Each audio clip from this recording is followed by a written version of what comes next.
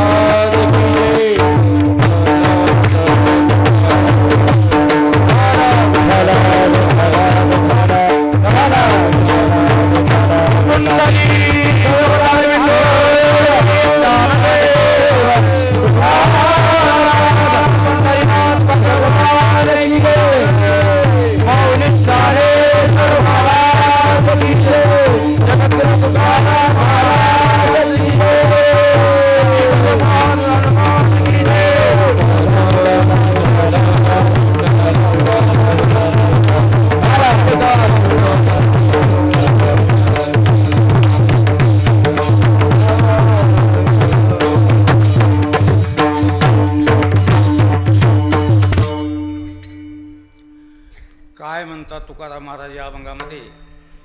ये दशे चरित्र केले नारायणे, रांगता गोदने राखीत आहे. माझी वाणी तुझे वर्णी गुणनाम, ऐसे देई प्रेम काही कळा.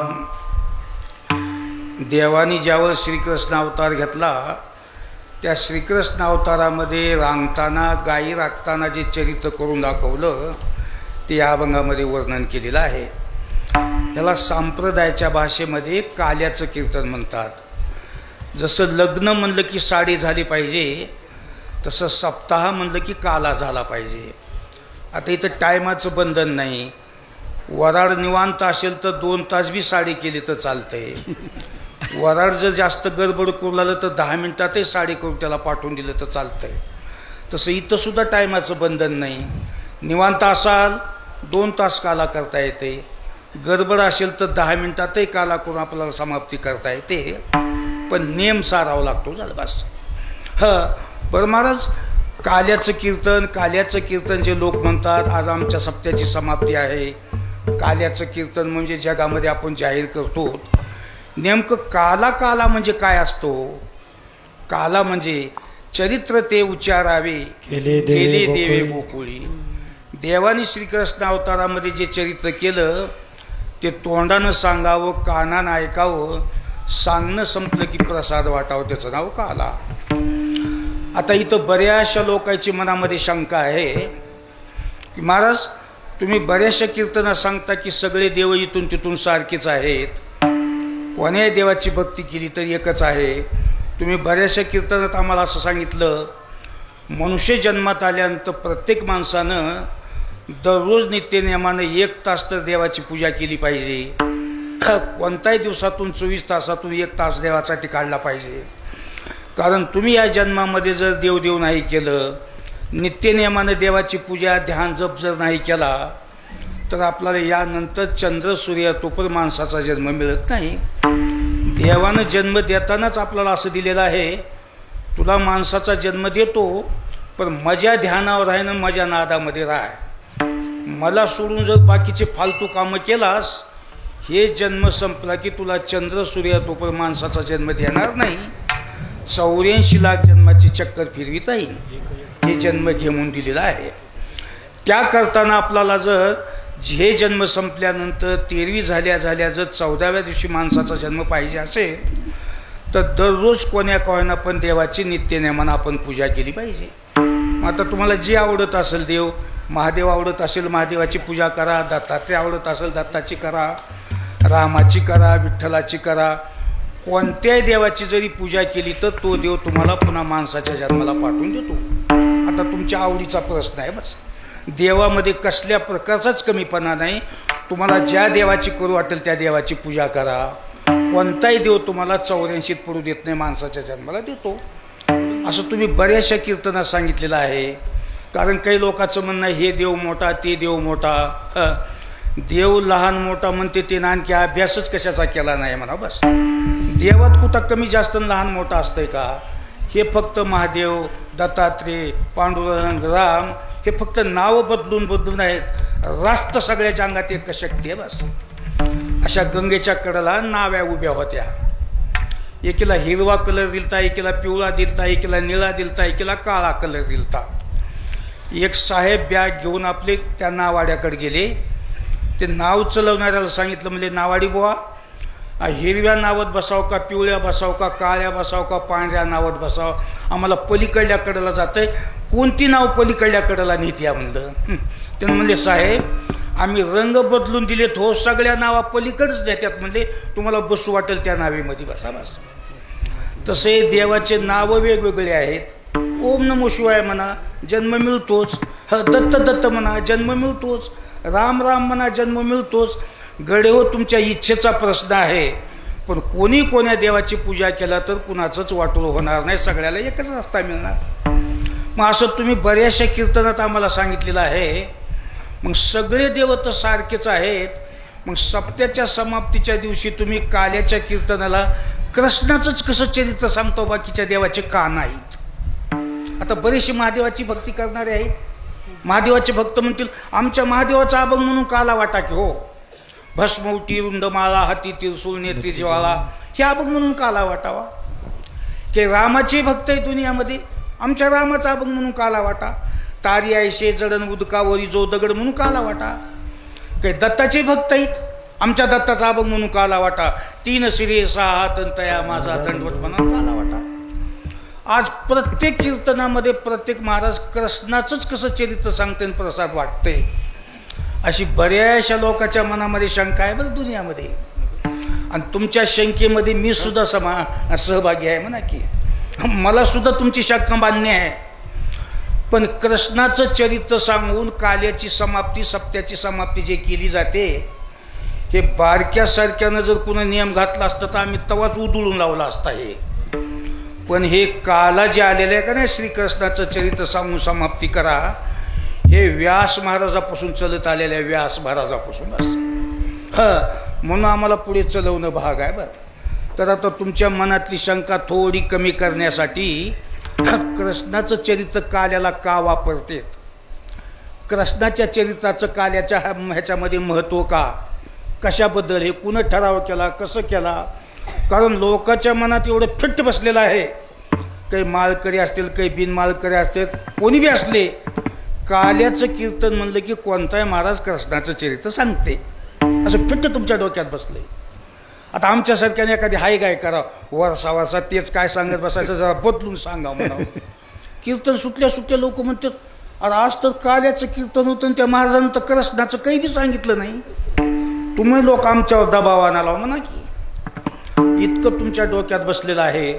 तर कृष्णाचं चरित्र शेवटला सप्त्याच्या का वापरते, काल्याचा जन्म कुठून झाला, काल्याचं उगमस्थान काय, काल्याचा निर्माता काय, ही थोडी मूलस्तंभामध्ये काल्याच्या कीर्तनाबद्दलची तुम्हाला माहिती सांगतो आणि तिथून पुढे काला करायला सुरुवात करतो. विठाला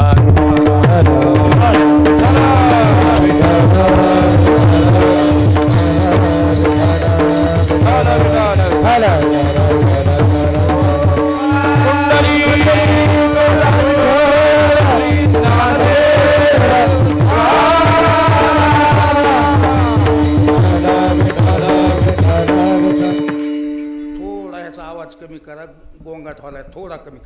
महत्त्वाचा.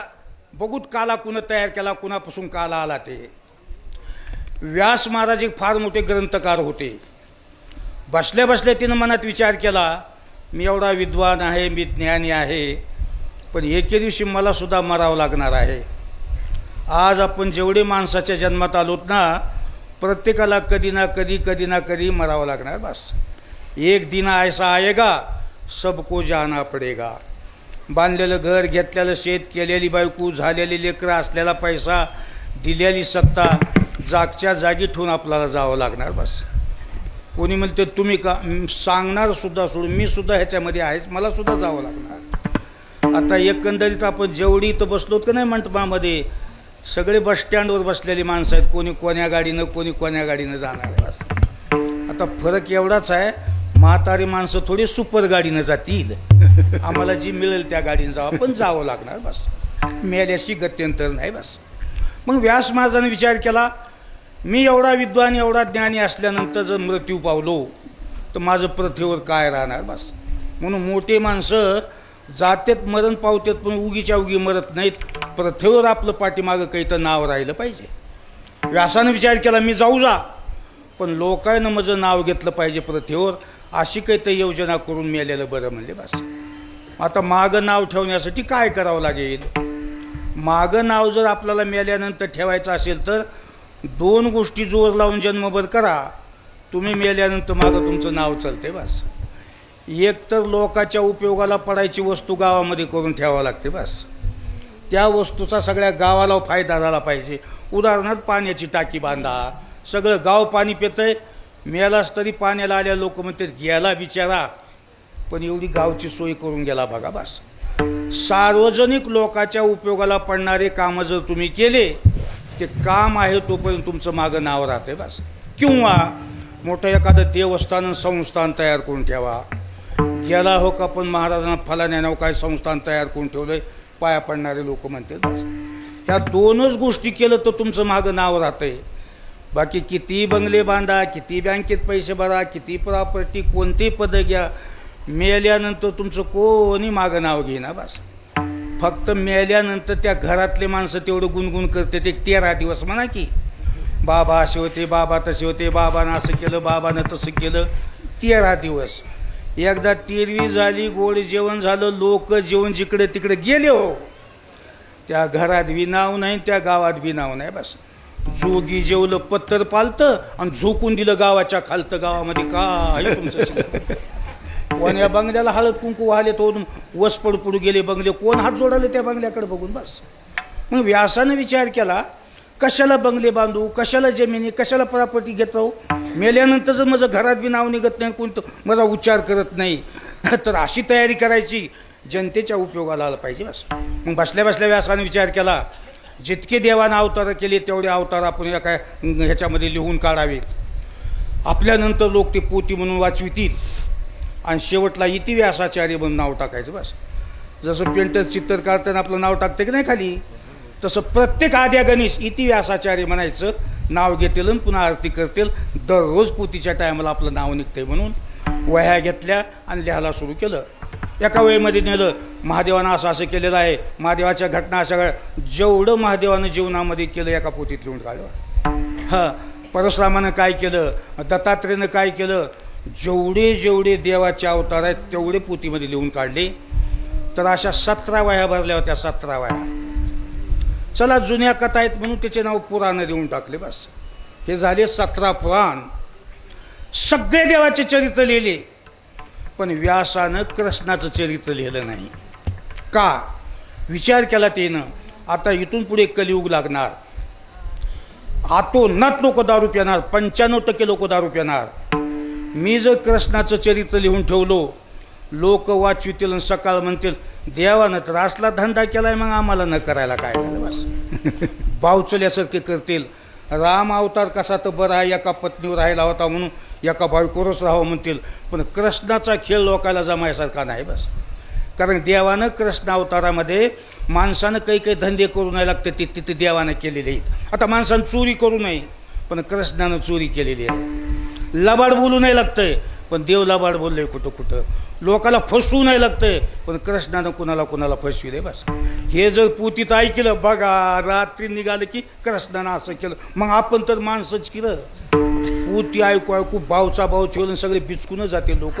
त्याच्यासाठी कृष्ण अवतार कुणाच्या लक्षातच नको असं. कारण कसं आहे, दारू पिऊ पिऊचे डोके भदे होऊन गेले राहतात. वंगळ बोलणार आहेत, वंगळ बस. दारू पिऊन तुल होणार, देव असे करतात आणि देव तसे करतात, आपण तर माणसंच. आता मी एक दोघाला म्हणलो, तुम्ही गांजा कसं काय वाढाला हो? महादेवानं वाढलेला आहे, मग आम्हाला न वाढायला काय झालं? आता महादेवानं विष पेल तर तू पितोस का म्हणावं बस. उगं मोठ्याचं खुलखुल घेऊन हलवीत बसायची सवय लागली हवं या लोकायला. मोठ्या माणसानं काही केलं की मग आम्हाला न कराय काय झालं. त्याच्यासाठी कृष्णाचं चरित्र नगच म्हणून कॅन्सल केलं बस. मग 17 पोत्या तयार झाल्या. कृष्णाच्या लक्षात आलं, त्यानं सगळे देवन सगळे अवतार माझे लिहिले, पण माझा कृष्णाचा अवतार लिहिला नाही म्हणून मुद्दाम त्याच्या भेटीला गेले. व्यास बघितल्या कृष्ण या म्हणले बसले. कस काय येणं केलं? बरं हे रे, तू सगळे चरित्र माझी लिहून हो म्हणले. देवा शेवाई घडली, माघारी लोक नावं बी घेतील म्हणले, घडावं म्हणूनच केलो म्हणले. चांगलं काम केलंस म्हणले. बोलणं सोपं आहे पण लिखाण करणं फार अवघड आहे म्हणले. केलो एवढी सेवा म्हणले. बरं हे रे, म्हणजे कृष्णाचं चरित्र कसं काय कुठे लिहिलं नाहीस म्हणले तू? ते मुद्दामच कॅन्सल केलो म्हणला. का? तुमचं चरित्र जर लोकांच्या ध्यानात आणलं तर लोक बिघडतील म्हणला, माणसात माणूस राहणार नाही म्हणला बस. राम अवतार बरा आहे म्हणला, काही का असं ना, रामानं जसं वागलं तसं लोक वाढले की जग सुधरते म्हणला. तुझं काय सगळा गोंधळच आहे की मला त्या अवतारामध्ये, म्हणून हे लोकांच्या नजरेसमोर नको म्हणूनच कॅन्सल केलो म्हणला बस. त्यावेळेस कृष्णानं स्वतः सांगितलेलं, व्यासा हे वेडी समजूत आहे, तुझा गैरसमज आहे. कृष्णाच्या अवतारानं लोक वाया जातील असं तू म्हणतोस का? सगळ्या अवतारापेक्षा लाडका अवतार माझा कृष्णाचाच आहे म्हणले. ते वैयक्तिक तुझं घरगुती झालं म्हणला, पण जनतेला त्याचा काय फायदा आहे म्हणला बस. त्यावेळेस कृष्णानं सांगितलं, जे राम काम करू शकणार नाही, जे परशुराम काम करू शकणार नाही, जे कोणत्याच देवामध्ये शक्ती नाही लोकांचे कामं करण्याची, ते म्हणजे कृष्ण अवतारामध्ये शक्ती आहे. हे तू ओळखीला नाहीस म्हणले मला बस. काय शक्ती आहे, काय कामं करतात लोकांचे सांग. त्यावेळेस कृष्ण अवतार जनतेच्या उपयोगाला काय पडते आणि काय कामं करते त्याची पद्धतशीर कृष्णानं माहिती सांगितलेली बस. तर काय म्हणले होते व्यासाला सांगताना, व्यासा मी दुनियामध्ये 360 तीर्थ तयार केलोय म्हणले. 4 धाम, सप्तपुऱ्या, 12 ज्योतिर्लिंग, अष्टविनायक, 3.5 शक्तिपीठ, हे जे तीर्थ निर्माण केलो, गंगा, यमुना, सरस्वती, तुंगभद्रा, चंद्रभागा जे केलो, लोकायला पाप झाले की लोकांना स्नान करावून त्या पापातून मुक्त व्हावं, याच्यासाठी सगळ्या तीर्थाची निर्मिती केलोय म्हणजे बस. बरं, पण व्यासा असे काही दुनियामध्ये पाप आहेत, 4 धाम यात्रा करून सुद्धा कोण्या देवाला अभिषेक करून सुद्धा निघत नाहीत, इतके निबर पाप आहेत. ते पाप काढण्याचं सामर्थ्य फक्त माझ्या कृष्णाच्या चरित्रात आहे म्हणजे बस. असं आहे का म्हणले? हो. हे बाकीचे तीर्थ काम करतील म्हणला, पण भारी पापायला हिची ताकद नाही म्हणजे काढण्यासाठी बस. ते असे कोणते कोणते पाप आहेत म्हणजे कुठे तीर्थाला गेलं तर नाही निघणारे, त्या पापाची यादी कृष्णानं सांगितली. व्यासा 4 प्रकारचे पाप जे लोक करतात ना, ते कोणे तीर्थाला गेले तर दुरुस्त होत नाहीत म्हणले बस. कोणती 4 पाप आहेत? महापाप, अतिताई पाप, खतेलं पाप आणि वज्रलेप पाप. महापाप कशाला म्हणतात? दारू पिणं, सोनं चोरणं, विद्वान माणसाची हत्या करणं, हे महापाप आहे बस. हे कोण्याही देवाला गेले तर नीट होत नाहीत बस. आता हे दारू पिदाडे कनी 4 धामाला बी गेले नीट होत नाहीत, दुरुस्त होत नाहीत बस. सोमवती अमावस्येला गंगेला बी गेलं एखादं नीट होत नाही. गंगा पापच काढते हो. चुकून जर गाईला खडा लागला, गाय जर मेली, सोमवती अमावस्येला जाऊन गंगेची पूजा केल्यास गंगा म्हणते, आता गाईला सांभाळ बरं, एवढी बार घेते सांभाळून बस. दारू पिणारा जर माणूस गंगेला गेलं की नाही, वाळूला उभा टाकून कपडे काढू लागले असंच गंगा म्हणते, तुझं काळं पांढरं तिकडं लातूरच्याचं रानात वगैरे, तिकडं तोंड घेऊन कशाला आलास माझ्यापाशी? बरं, एखादं दारुडं जाऊन गंगेत बुडलंच तर आंघोळ करू लागल्यास वरी घुमत आहे पाप. आंघोळ करून कपडे घातले की बसते डोक्यावर, कोण्या रस्त्यानं जायचे चला. हे दारू पिणारं बद्रीनाथाला बी गेलं. बद्रीनाथ म्हणते लय वाया गेलेली केस आहे, सुधरा इथून तुम्ही इथंच नाही बस. भीमाशंकरला जाऊ द्या, काशीला जाऊ द्या, कुठे गेलं तर हे महापाप आहे दादा. सोनं चोरणं आणि चांगल्या एखाद्या विद्वान महाराजाची किंवा कोणी मोठ्या नेत्याची हत्या करणं ह्याला महापाप म्हणतात. हे कुठंच नाही निघणाऱ्या पापाची यादी सांगावलं बरं तुम्हाला. अतिताई पाप, विष घालून मारणं, फुकून देऊन एखाद्याचं नुकसान करणं, कोणी ऊस पेटून देते, कोणी कुणाचे कडबीज पेटून देते ना, हे अतिताई पाप आहे. हे सुद्धा 4 धाम यात्रेला सुद्धा जाऊन निघणं बस, त्याला अतिताई पाप म्हणतात. खतेलं पाप, उपकार केलेल्या माणसावर बैमान होणं, संत महात्म्याची निंदा करणं, बदनामी करणं, अफवा करणं. संताची निंदा करी जो या मुखापे, खतेला सकल पापे तोची. बस, कोण्या तर महाराजाची टीका करायची, आपल्यावर उपकार केलेल्या माणसाला लगेच जोरा त्याचं केलास मग तुला काही आहेर आहे का. मग जे उपकार करून बैमान होते त्याला खतेलं पाप म्हणतात. हे सुद्धा पाप दुनियात कोणतंच तीर्थ काढीत नाही. आणि चौथं वजरले पाप. वजरले पाप म्हणजे देवाच्या आणि संताच्या दरबारातली चोरी करणं, त्याला वजरले पाप म्हणतात. ग्रेदरा बैठकीच्या पुढे चेपल बूट सोडला होता, एक जणानं पायात घालून घेऊन गेलं. गंगेला गेलं, गंगा माय उन्हाच्या काळात पायाला काही नव्हतं, एक जणाचा चेपल आणलोय बरं मी. गंगा म्हणते कर आंघोळ, घेते निपटून मी सगळं. आता बैठकीच्या पुढचा चेपल नेल्यास गंगा काढील, कीर्तनाला चिवून घेऊन गेलं एक जण. बस, हे मग तर कुठं निघणा. बस, इथं जर चोरी केली तर आळंदीत निघल, आणि आळंदीतच जाऊन केली तर महाराज कसे म्हणले, अन्यतीचे तीर्थी नाशे आणि तीर्थी वशे ते वज्रलेप. अन्य ठिकाणी केलेलं तीर्थावर निघतंय आणि तीर्थावर केलेलं वज्रलेप होते. बस, म्हणून माणसानं देवाच्या आणि संताच्या दरबारात कधीच चोरी करू नये. बघा, तशी तर चोरी कुठंच करू नये, पण काही जणाचा बापजाद्याचा वहिवट चलत आलेला असतंय, त्याला देवाची पिटी कळना, देवाचे मुकुट कळना. अहो, देवाच्या घंट्यानं घंट्या घेऊन गेले हो लोक.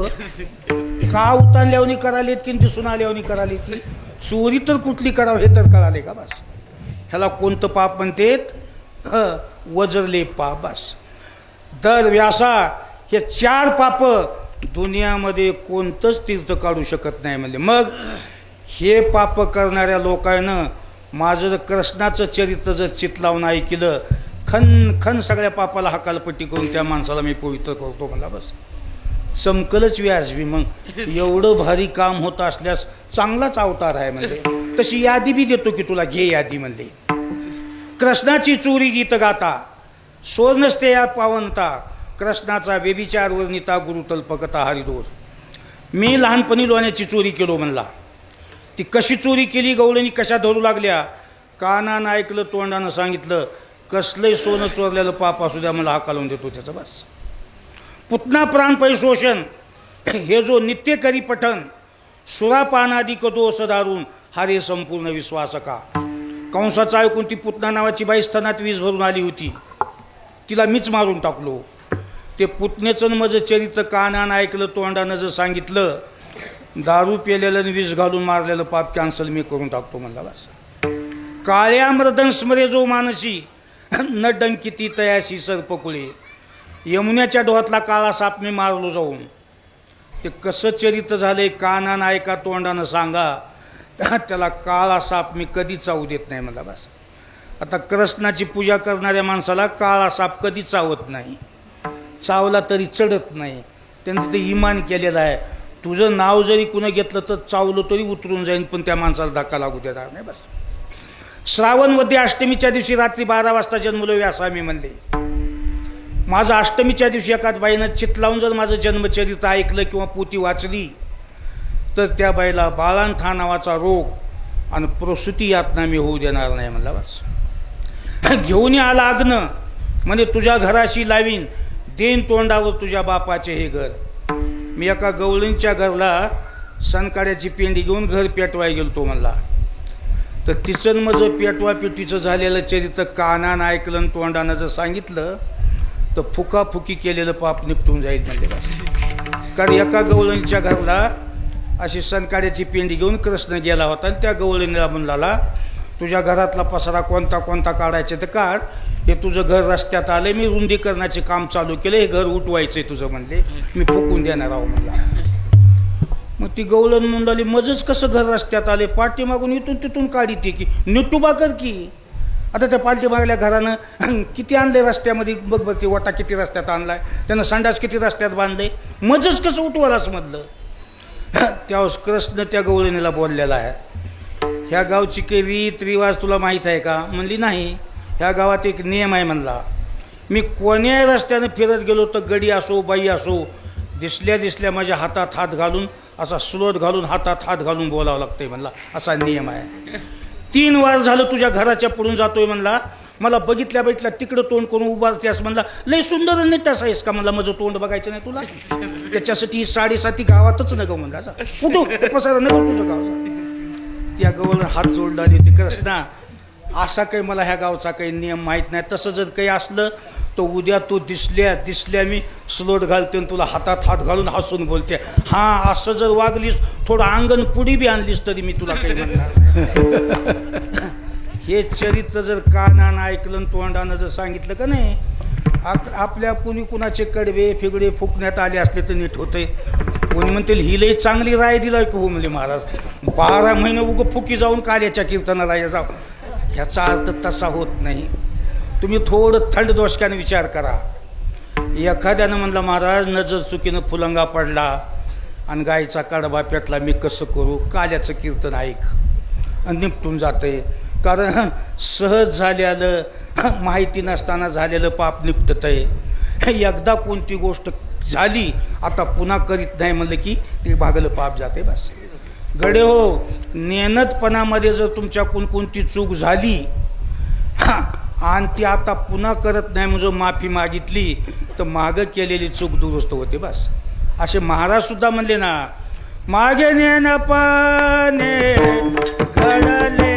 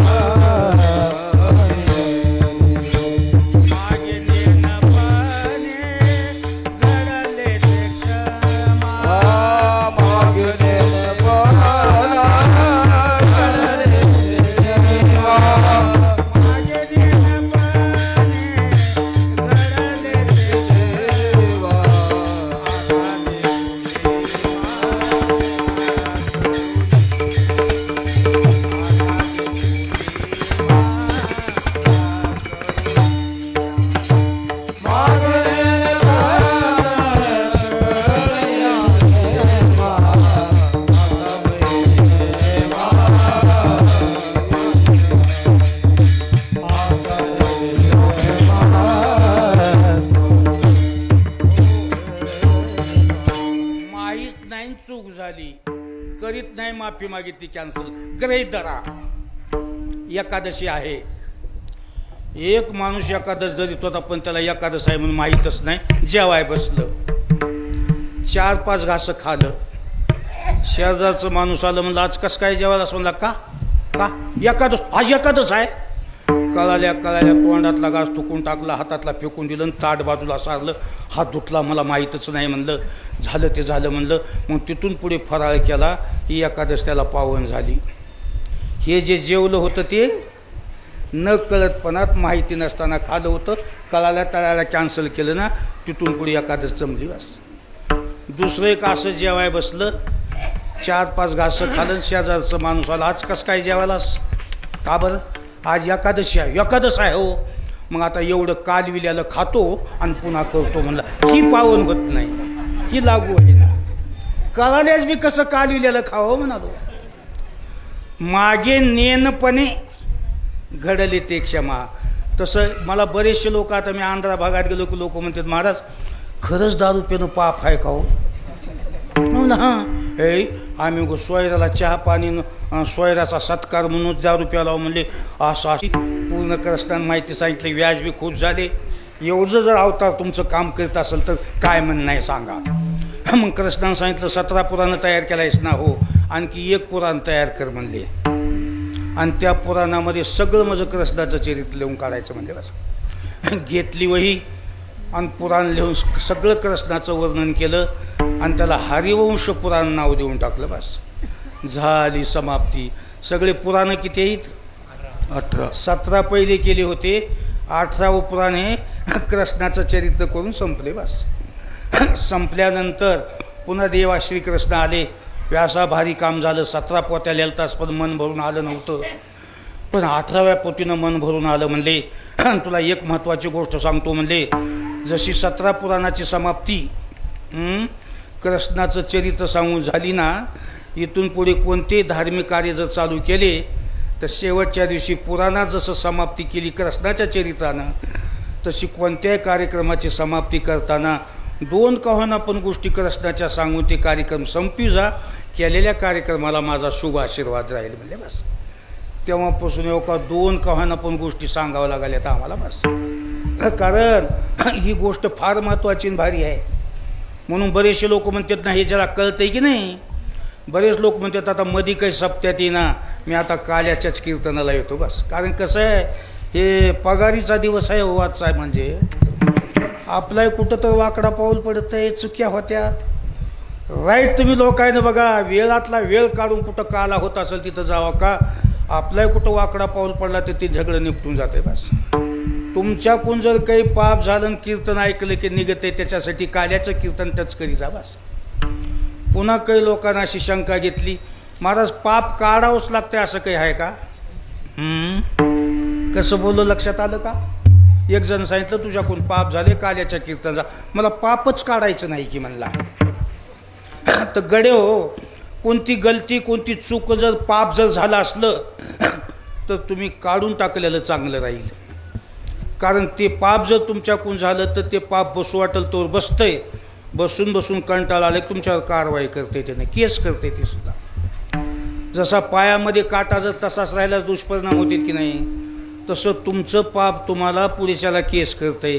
कळतीय का केस हो? तुका म्हणे पापे आणि येती रोगाच्या रूपे. बस पाप रोगाच्या रूपानं तुम्हाला तकलीफ देत आहे. रोग दुनिया 2 प्रकारचे आहेत. औषध गोळ्याला आणि दवाखान्यामध्ये जे नीट होतेत ते वातावरणानं झालेले राहतात. रोग लागले की माणसाचा गुताच काढतेत, खतमच. ते पापानं झालेलं राहते बस. एक जण म्हणला, महाराज माझं सकाळपासून पोट दुखू लागलं होतं ना, मग चमच्यावर औषध पिलो की झालं म्हणला कमी. हे कमी जास्त खाण्यानं झालं होतं हे. दुसरा म्हणला माझं एक डोकं दुखू लागलं, गोळी खाली कमी. हे थंडी उष्णतेनं झाले होतं, गेलं निघून बस. हे वातावरणाचे रोग आहेत. मग पापाचे रोग, कॅन्सर पापाची केस आहे. टीबी जुटणं पापाची केस आहे. रक्तपिती पापाची केस आहे. कोड फुटणं पापाची केस आहे. नवतरुणपणात अंगावून वारं जाणं, म्हातारपणाला काय वयमानानं होईल समजा. यंग पोऱ्या लग्न झाल्या झाल्या अर्धांगवायू पापाची केस आहे. आत्ती गरिबी, किती धंदा केला तर होऊन येईना. बायकोच्या हातातलं खुरपं पडणार, नवऱ्याच्या हातातला इळा पडणार, डब्यात तर काही बी राहीना. पाप आहे पाप. सगळंच घरात आहे पण ते आपल्याला त्याचा काहीच उपयोग नाही. पाप म्हणावं लागतं आपलं बस. अशी साखर आहे, असं तूप आहे, असे तांदूळ घरामध्ये ढीग लागला आहे, पण डॉक्टरने सांगितलं साखर जर खाला सर वाचनास. पाप आहे पाप. किती पाप आहे बघा. सगळ्या लोकांना सणाच्या दिवशी मस्त साखरेच्या पोळ्या करून खावं आणि आपण मिठी मिठी त्याच्या तोंडाकडे बघावं. काही जणाच्या घरी साखर भरपूर आहे हो, उगा साखरेच्या ढिगात हात घालतंय. मोठी दिसायला ह्या भारची बघा. तुला काय उपयोग आहे त्याचा?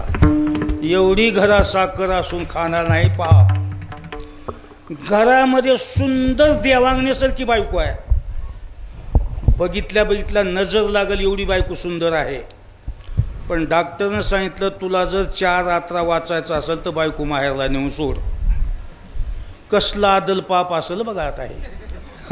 असल्या सुंदर बायकोचा जर आपल्याला आनंद घ्यायचा नाही, ह्याच्यावर आदल पाप कोणता आहे? गडे हो, हे पाप तुम्हाला जन्मून जन्मी सुख लागू देणार नाहीत. बस आपलेच माणसं आपल्यावर बदलणं पाप आहे.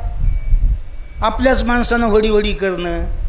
आता बरेचसे म्हातारे म्हणतात महाराज मीच घर बांधलो सगळं मॅच कमाई केली पण सूनच पोरग मला बरंच बघणार नुसते वसवस किसकिस वडी नुसती चिडचिडच करायलीत म्हणला. संडासमध्ये गेलो सून म्हणते येतो काय केलास मध्ये म्हणते म्हणला काय संडास म्या बांधलो हो महाराज म्हणला आणि सून कवाडावर हाणत्या म्हणला तुला काय बेमारी आली काय रोडमध्ये बसायला बांधलंय मी नुसती चिडचिड करायला म्हणला. काही कीर्तना सांगत आहो का म्हणला तसलं काही. मी म्हणलो म्हाताऱ्या सुनचं लेकाचं म्हातारपणाला आनंदानं आयतं बसून खाला बी पुण्य पाहिजे रे. काय पुण्य करून आला निवळ सुनाचा एक गुन्हा नाही हो. ह्या बदमाशाची पाप आहेत ह्या म्हाताऱ्याची. ते काय करते बघा ह्याचं पाप सुनाला बसू देत नाही. ते पाप येते सुनाला डवचिते हेला काढायचं बघ घराच्या बाहेर. मग त्या सुनाला बुद्धे कित्येक सुना बिचाऱ्या देवावने आहेत पण हे पाप तिला बसू देईना ना. म्हणून चांगलं पुण्य केलं तरच आपल्या लेकांनी सून चांगली मिळते. बसून तर हेनंच ठरविलेली जाते की आणि लोकाला म्हणतंय लेकरू चांगला आहे मी पैशाकडे बघणार नाही म्हणतंय. सोयरीक आपणच करते. लग्नाचा सवाजा आपणच करते. लग्न लागलं की आपणच घेऊन येते. टेकलं की ह्यालाच घराच्या बाहेर काढते. किती पाप असेल बघा. आपल्याच माणसानं आपल्याला बरं नाही बघणं पापच. आता काल परवा एक जण मला म्हणला महाराज मी पोरायतून व्हायला राहिलो म्हणला. चांगलं झालं जिकडे तिकडे वाटून दिलंच बस झालं की यंदा बायकोतून बी राहावं म्हणालो म्हणला. तुमचं काय म्हणणं आहे सांगा बस. का तिचं मजबीचं मना झालंय म्हणला बस. आता मला सांगा हे किती पाप मोठं आहे. आता पोरायनं सुनानं वायलं टाकलं तर हे ना तर म्हातारपणाला गुलू बोलत बसू नये का. मस्त पोरं आता वायले राहिलेत म्हणायचं. म्हातारीला हसू बोलायचं. म्हातारीच्या डोसक्याला काळं लावायचं. आपल्या डोसक्याला काळं लावायचं. मस्त आतरून करून गुलुलील्याचं बोलायचं. म्हातारीलाच हसू म्हणायचं. गेले आपले दिवस राहिले आठवणी. हे धोतर घेऊन रुसून निघाले आणि ती लुगडं घेऊन रुसून निघाले. हे पाप जे तुमच्या घरात घुसालीत की नाही उग पोराचा गुन्हा नाही ना सुनाचा गुन्हा नाही ना बायकोचा गुन्हा नाही काही नाही.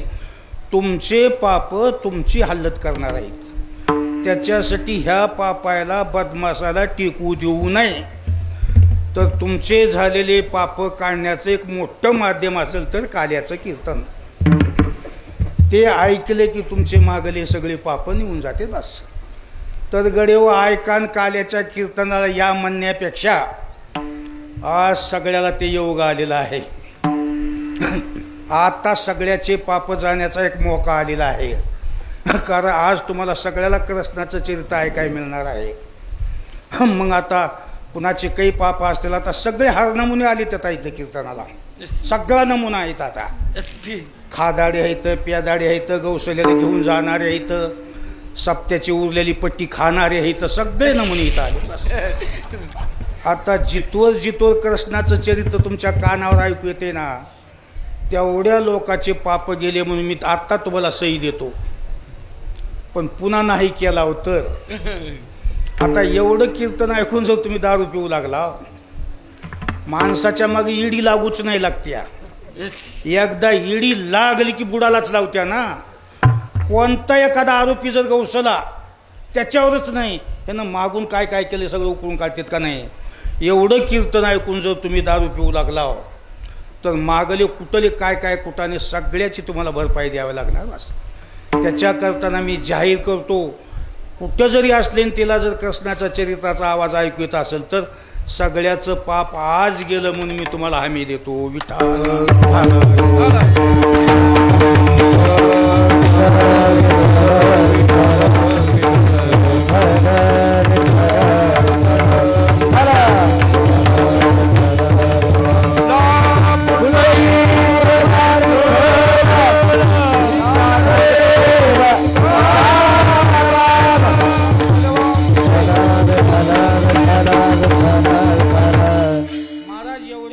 काढण्याला कृष्णाचं अवतार सामर्थ्यवान आहे म्हणता. मग पाप निघण्यासाठी पूर्ण ह्याचं चरित्र सांगावं लागतं का कृष्णाचं सुरुवातीपासून शेवटपर्यंत. तसं बी काही नाही. अवताराचा कोणता एक पार्ट बी सांगितला तर काम ॲडजस्ट होते बस. नाही बुडापासून शेवटपासून जर सांगितलं तर 7-8 दिवस लागते त्याला. तसं काही बी नाही. गंगेचं पाणी अलीकडल्याकडचं घेतलं का आणि धारातलं घेतलं का सारखंच बस. समुद्राचं पाणी काय चंबूत बी आणलं तर तेवढंच, कुठलं बी घ्या. तसं कृष्णाच्या अवतारातला कोणता बी भाग तुम्ही सांगू शकता ते काम होऊ शकते बस. मग आजच्या कीर्तनात तुम्ही किती सांगणार आहात? आज आता हो का अभंगात आहे तेवढं सांगणार आहात बस. चरित्र भरपूर आहे पण जे हात वारू नका. हो का, तुम्ही शांत बसा, हात वारू नका. बसले तिला बसू द्या. आज ज्या अभंगामध्ये जेवढं तुकाराम महाराजांनी सांगितले ना तेवढंच मी आजच्या कीर्तनात सांगणार आहे. सगळं मला बी सांगता येत नाही. कसं आहे, अभंग म्हणजे कीर्तनकारासाठी वापे असतात. वापे वापे कळाले तुम्हाला? आता पिकाला जे वापे करता ते वापीच की कशासाठी करता होती? पाणी इकडे इकडे जाऊ नये. अभंग म्हणजे कीर्तनकारांना अभंगाच्या इकडे इकडे जाऊ नये. अभंग बस. आम्ही एका अभंगात काढला आणि दुसरंच बोललालं की अभंग बी कुरकुर करते ना. आता मी अभंग एक काढून दुसरंच बोललालो, अभंग कुरकुर करते.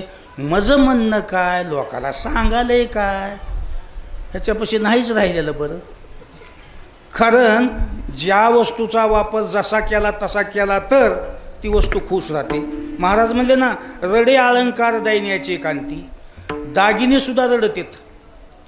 एखाद्या बाईनं दागिने केले, मस्त वापरत राहते ना बस, सतत अंगावर घालीत राहू दागिने. खुश केलंय मला आणि वापराली म्हणून दागिने तिच्यावर खुश राहतात. दागिने केल्यानं गुंडाळून कपाटात दपटून ठेवली आहे बस. ते दागिने बसून बसून बसून कटाळतेत. हिनं मला कशाला केलं असेल, दमकुंडीमध्ये कोंडून ठेवल्या. चोर दादा मला इथून काढायचं कर, आता हिच्यापाशी राहायचं नाही मला दिवस. म्हणून जितके जितके दागिने वापरताल तितके तितके दागिने खुश राहतात बस. वस्तू ज्याच्यासाठी असते ती वापर नाही झाला की शाप मिळतो बस. आता तुम्हाला व्यवहारातलं सांगितलं की लवकर येतंय. लग्न झालं आणि बायको जर माहेरातून आणण्या गेल्यास आशीर्वाद देते का म्हणा याला? हे लवकर कळते म्हणा की कीर्तनापेक्षा तुमच्या भाषेत सांगितलं बस. जसा तिचा शाप मिळतो तसं अभंगाचं म्हणणं आहे. तसं कीर्तनकारांना नाही सांगितलं की अभंगसुद्धा शाप देतोय बस. म्हणून तर बऱ्याचशा मी आता नवीन कीर्तनकाराला सूचना द्यालो, बाबा अर्धा तासच बोल पण अभंगाचं काय म्हणणं आहे ते लोकाला सांग. पण आता हे नवीन कीर्तनकारांना संप्रदायाची कडच लावून टाकली बघा. अभंग घ्यालेत आणि सुरुवातीला जे नमनाला जे चालू करालेत का नाही, बाबा बाबा अर्धा घंटा नमन, पांडुरंगाला नमन आणि संताला नमन. हे घरी जाऊन कर रे बाबा. लोक ज्ञान ऐकाय आले, तुझ्या नमनाची तर काय गरज आहे? आता आम्ही काही नमन करीत नाव का? कळू दिले का तुम्हाला नमन? हो, कंबर बांधण्याच्या आधी मी काय केलो? नमनच केलंय की. पण हे ह्याला नमन केलं पाहिजे, त्याला नमन, ओम नानुशार पांडुरंगा नमन. अरे एवढी भानगड करण्यापेक्षा घरी जाऊन मोकळ्या रानात कर की. लोक घर सोडून आले तर त्याच्या उपयोगाचा अर्धा घंटा नमन आणि अर्ध्या घंट्यानंतर मग म्हणत्या थोडा अल्पसा परिहार. त्याचा सुरू झाला परिहार. निघताना बायको काय म्हणली आणि गेल्याच बायको असं असं म्हणते. घरोघरी हेच आहे, तुला इथे येऊन सांगायची काय गरज आहे? काही जण तर म्हणते तिथून गाडी निघाली आणि वाटत पंक्चर झाली, तुझी गाडी फुकून दे, टायमाला या आमच्या. आम्हाला काय करायचं तुझ्या गाडीला इथं? ह्याच्यापासून लोकांची सोडवणं आहे का? नुसते कुटाने कुटाने अर्धा घंटा ह्याच्यात घातलं, गेला 1 तास. आणि अर्धा घंटा मग ज्या लोकांनी तारीख घेतल्या त्याचे नावं, ज्याच्या घरी जेवले त्याच्या बायकोचं नाव, त्याचं नाव, जमलेल्या लोकांचे नाव. 1.5 घंटा घातला आहे ना. आणि 1.5 घंट्यानंतर म्हणालाय चला आता आपल्याला अभंगाकडे वळायचंय. मायला यदोल कुठं होता असं म्हणालो 1.5 घंट्यापासून. 1.5 घंटा जर तुम्ही अभंगावर येणार, कशी अभंग ह्याच्यापाशी राहतील मला सांगा. विठाला विठाला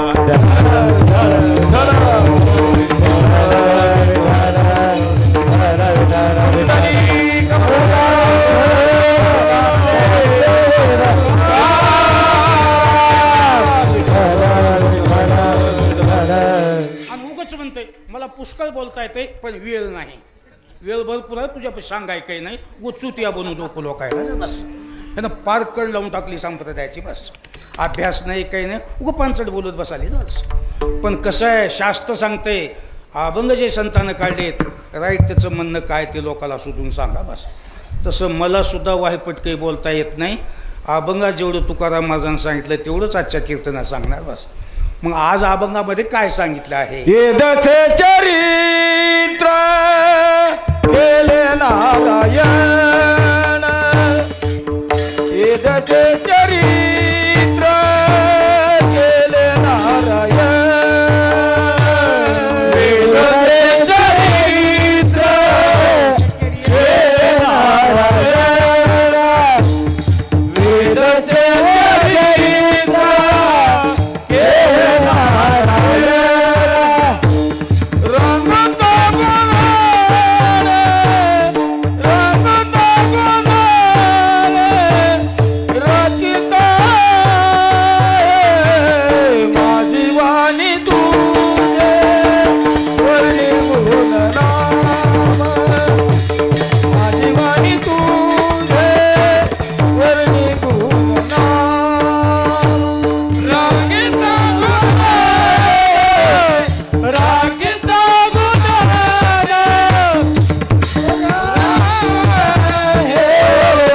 माझी वाणी तुझे वर्णी गुणनाम, माझी वाणी तुझे वर्णी गुणनाम.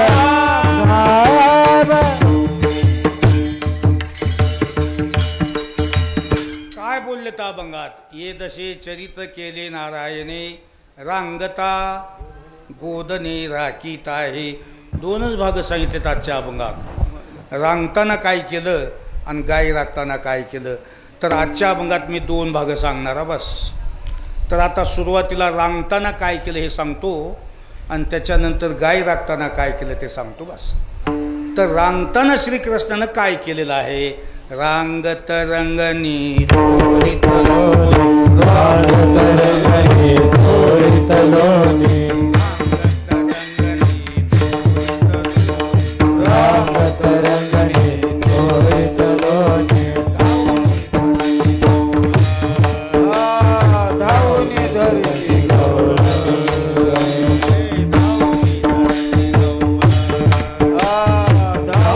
धरती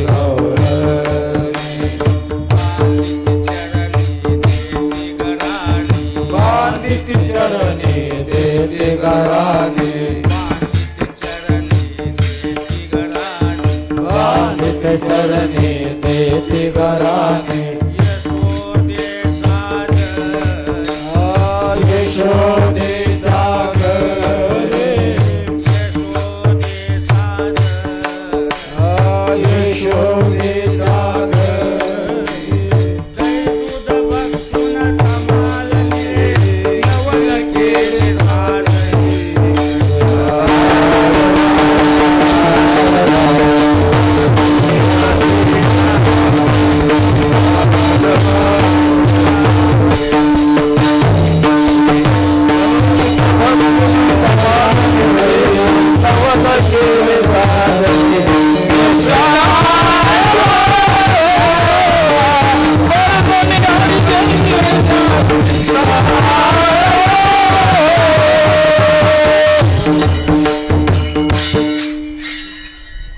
रांगत रंगनी चोरीत लोणी.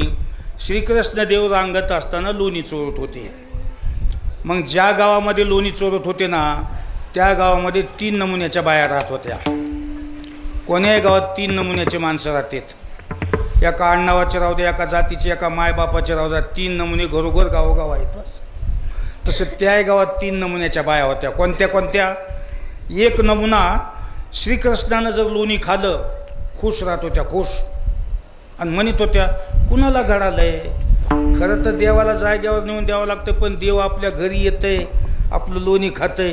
किती शुभ गोष्ट आहे. पाये घराला लागले ना आपलं दान देवाला झालं, आनंद मानणाऱ्या असा काही वर्ग होता त्या गावामध्ये.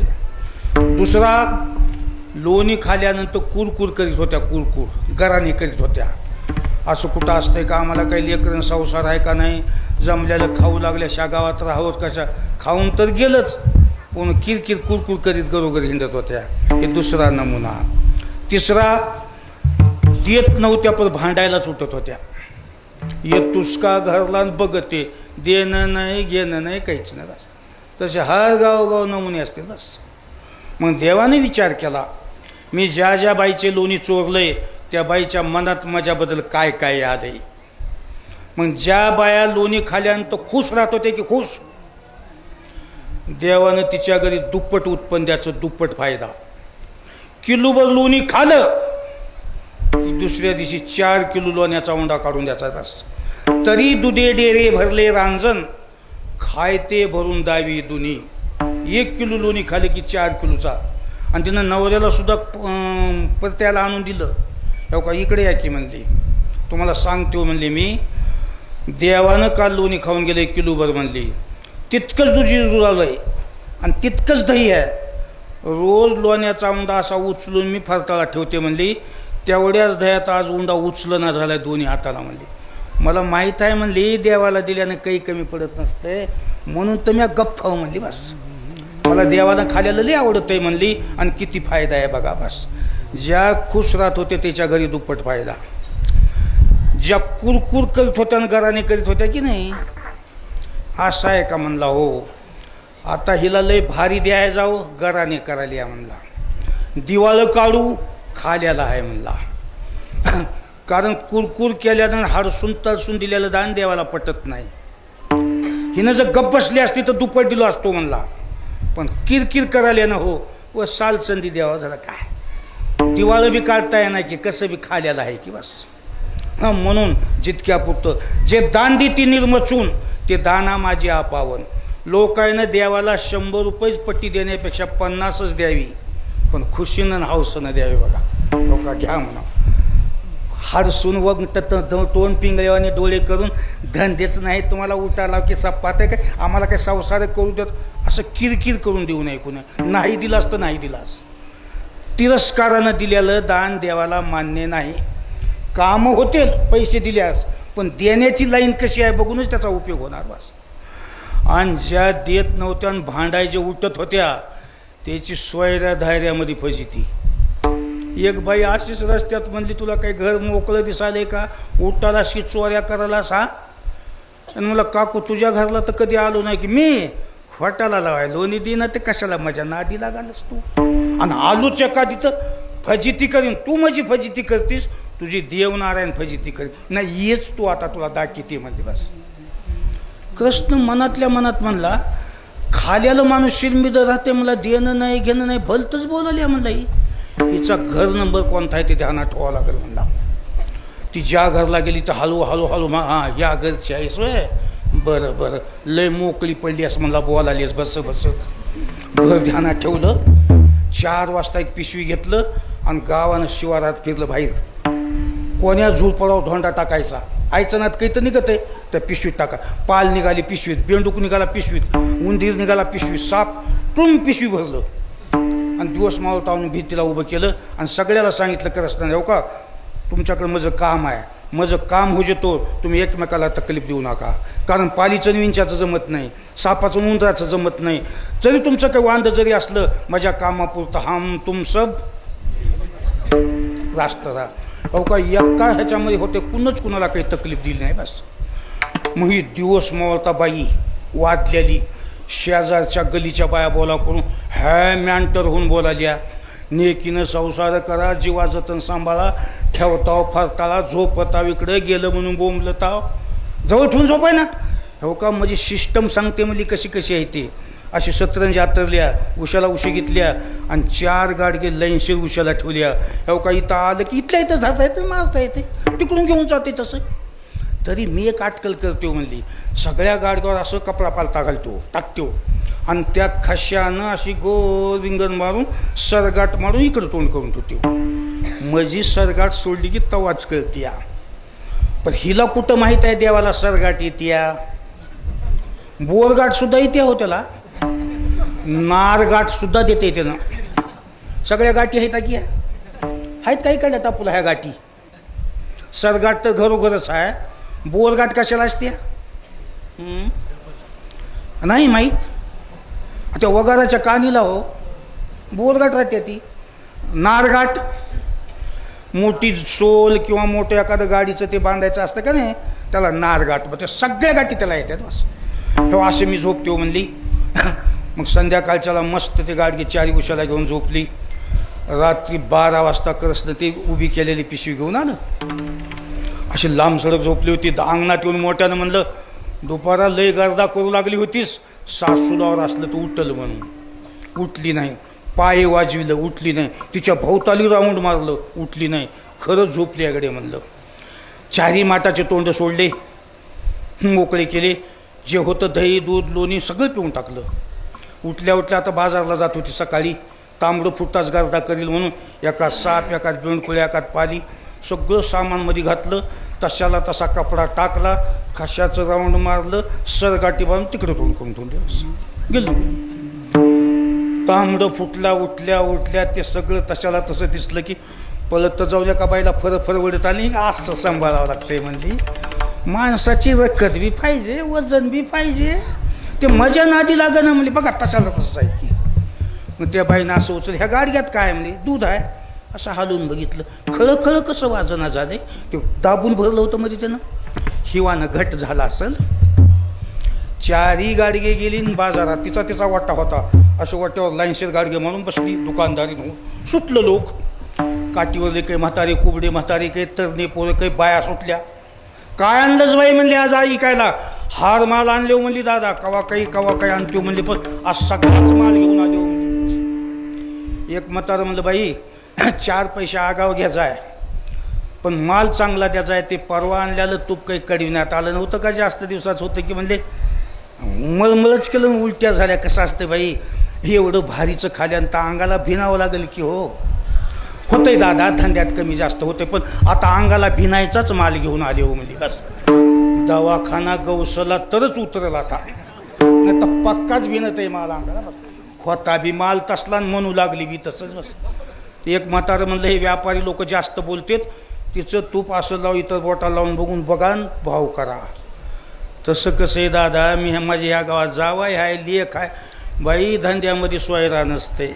माल गेलं दाम देणं म्हणजे. बस चौघानं 4 माटं सोडली. निमेरा ती कोंडलेली होती. सापजी उपसले ते म्हाताऱ्याच्या अंगावर, बेंडकुळ्या जे उपसले ते बायाच्या अंगावर. बस बाई सापाला भेणार नाही, पण बेंडकुळीला भेणार. काय पहिलं वांद आहे की काय नाही की. बकल पोत्या वाचवालो, पण बेंडकुळ्याचं बायाचं कशात वांद झाले मला आणखी वाचवाय मिळालं. काढवायला तपास मी आता 2-3 ग्रंथ राहिले तर ते बघतोच आज असलं काही त्याच्यामध्ये. बस विंचन पाली उठले की पोरायच्या अंगावर. बस हडगाळू म्हातारे पोडलाले. इथं नाही आलं रे बाबा मध्ये काय कोणी आहे गलीला गेले की साप आणि विंचेच. लोक म्हणले आता ही बाई पहिल्याच्यासारखी राहील नाही म्हणजे. हो ती कली 7:30 गाडग्यात भरून आपल्या गावाला आणून सोडायला. हा ना उगं आदळलेल्या माणसानं बडवाय. मार खाऊन सोसना तो पळून आड बाजूला जाऊन लपून बसली. कोण माझ्यावर माणूस बदलला असेल. माया दुपारी चहा पाणी माणसं करत होते सोयरे. सगळं गाव कसं बदललं. कोणी तर मोठाच माणूस माझ्यावर नाराज असेल. गावाचा कल कसा फिरतोय हो. आता 4-5 वर्षाखाली जे सगळी दुनिया बंद करून टाकली होती, मोठ्याच भावाचा खेळ असेल की कोण्या तर म्हणालो. एक गाव का दुनिया बंद झाली, सगळे तोंड बंद करून हिंडू लागली माणसाला. बस हे मोठ्याचाच कोणाचा तर फिरका असतं. हे कोण असेल विचार करू लागली. मग तिच्या पोरीला एका बाईनं सांगितलं, तुझ्या माईला रस्त्यात लोक मारू लागले, सोडवाय जाऊ नव्हतीस का. लेकीनं सांगितलं, माझ्या माईनं असला धंदा करावा का म्हणली. काल मान फिरला की घरचे माणसं बदलून भरते. बघा एक येळच वाईट राहते. चांगली माणसं आपल्याला फिरून बोलते. बस मग तिच्या लक्षात आलं, सांच्या पारी कृष्णाला फिरून बोलते त्यानंच करता काढला काय की. म्हणून गावाच्या बाहेरून जाऊन कृष्णाला हात, कृष्णा तुला अडचणच पडली तर हाकाने येऊन दोन्ही मागं जाय, पण मजे एक असली फजिती कधी जाऊ नये. काकू आपला नियमच असला आहे म्हणला. ज्या बायानं देऊन खुश राहिले त्या कशा आहेत आनंदात बघ म्हणला. घरचं दारचं ऊन माहीत नाही, रोजी रोजगार होऊ दे ना, अशा आनंदात आहेत म्हणला. कुरकुर करणाऱ्या रोजानं चालत म्हणला. आणि तू भांडलीस म्हणून अशी सोयऱ्या धाऱ्यात फजिती केलो म्हणला. ये दशे चरित्र होईना काम. रांगतं लेकरू असं करते का. यशोदे तुझ्या समोरच रांगते, पण आडबाजूला गेले असले कामं करायला बरं. मुद्दा धरण पुन्हा येऊन मला सांग, मी असं मीद मुद्द्याचं नाही. माणसं म्हणतात ना पुरावा पाहिजे, पुरावा पाहिजे. पुरावा धरल्याशी मी काही खरं धरणार म्हणजे बस. मग ह्यानं कोणत्याही गोष्टी करायच्या आणि पुरावा नष्ट करायचा बस. असं बरेच दिवस चाललं. मग कृष्णानं विचार केला, कवाडं मोडणं, शिंके तोडणं, दही दूध खाणं ह्या किरकोळ गोष्टी आहेत म्हणले.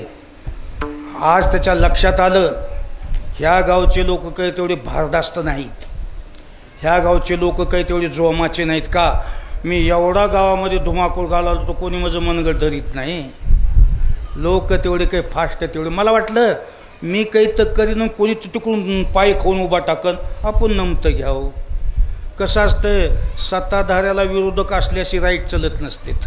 निवड वनवे बी होणं चांगलं नसतंय. ह्याचं वनवेच झालं. कारण ह्या गावामध्ये भारी माणूसच कोणी नाही मला विरोध करणारा. हाम करे सो कायदात, आपण ह्या गावात जे करील ते करील बस. असं असतंय. गडेहो कोण्या का गावामध्ये होणार, 4 माणसाची वचक असली तर गाव राईट चालते. घरोघर जर कारभारी झाली तर गावचा चिंदाना होऊन जाते बस. भेव राहावं. आपण जर असं केलं तर पाटील काय म्हणतील, सरपंच काय म्हणतील. असं काही गावात नुसते येडे लोक आहेत बघा, काहीच कळना. कोणीच कुणाचं मानेना, कोणीच कुणाला समजून घेईना. मी एका गावात कीर्तनाला गेलो. बैठकीत बसल्या बसल्या एक माणूस म्हणाले, हे आमच्या गावचे सरपंच आहेत म्हणलं.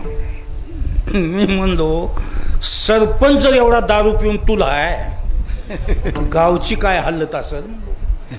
हे आमच्या गावचे पुढारी. पुढारी एवढा मूर्ख आहे तर गाव कोणत्या लाईनीचा असेल बघा.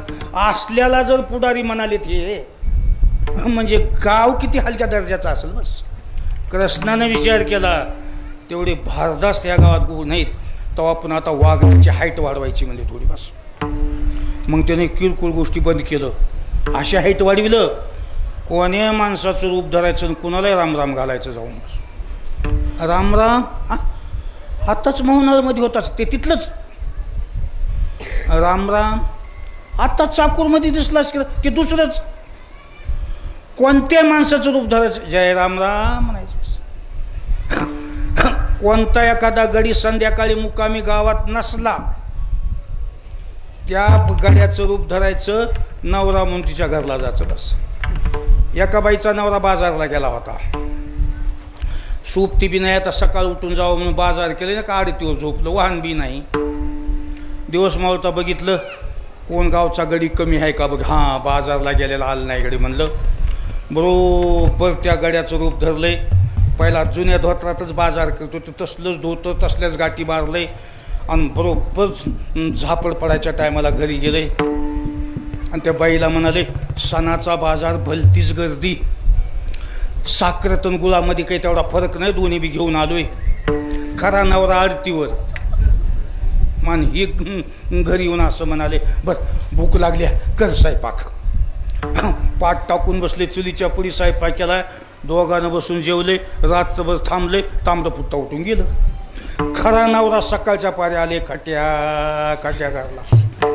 काल सकाळी जेवून गेलेलं, रात्री उपाशी राहणंच वसर ना, उन्हाचा कहार. 10-11 वाजले घरला आला. गेलो वैतागून, पोटात कलकल, तहान लागलेली कलकल.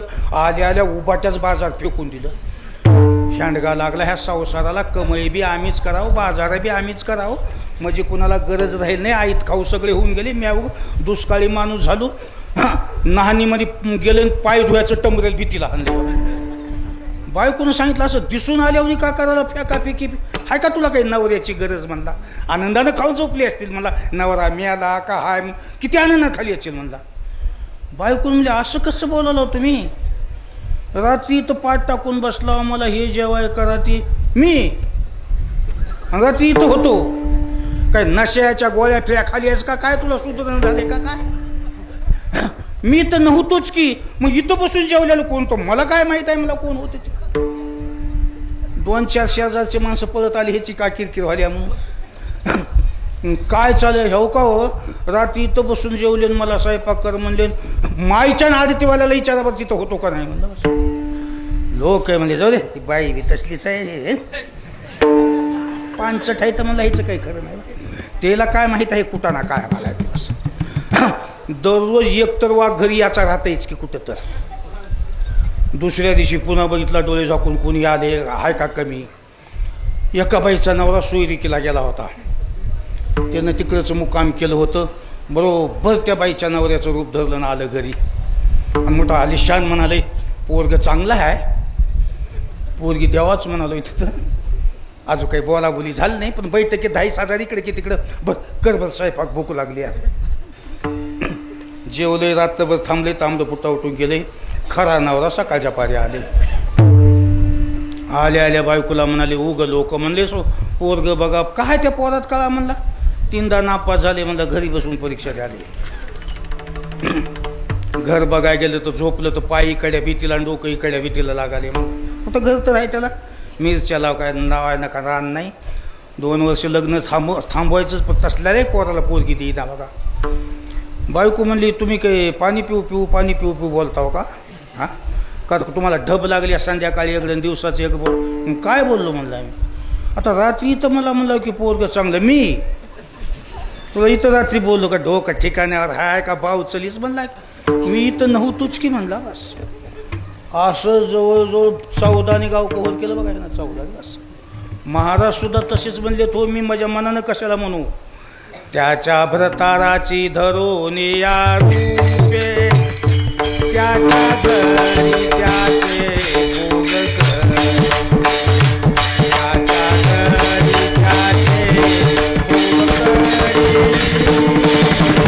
त्याच्या घरी त्याचे भोग कर. त्याच्या घरी त्याचे भोग कर.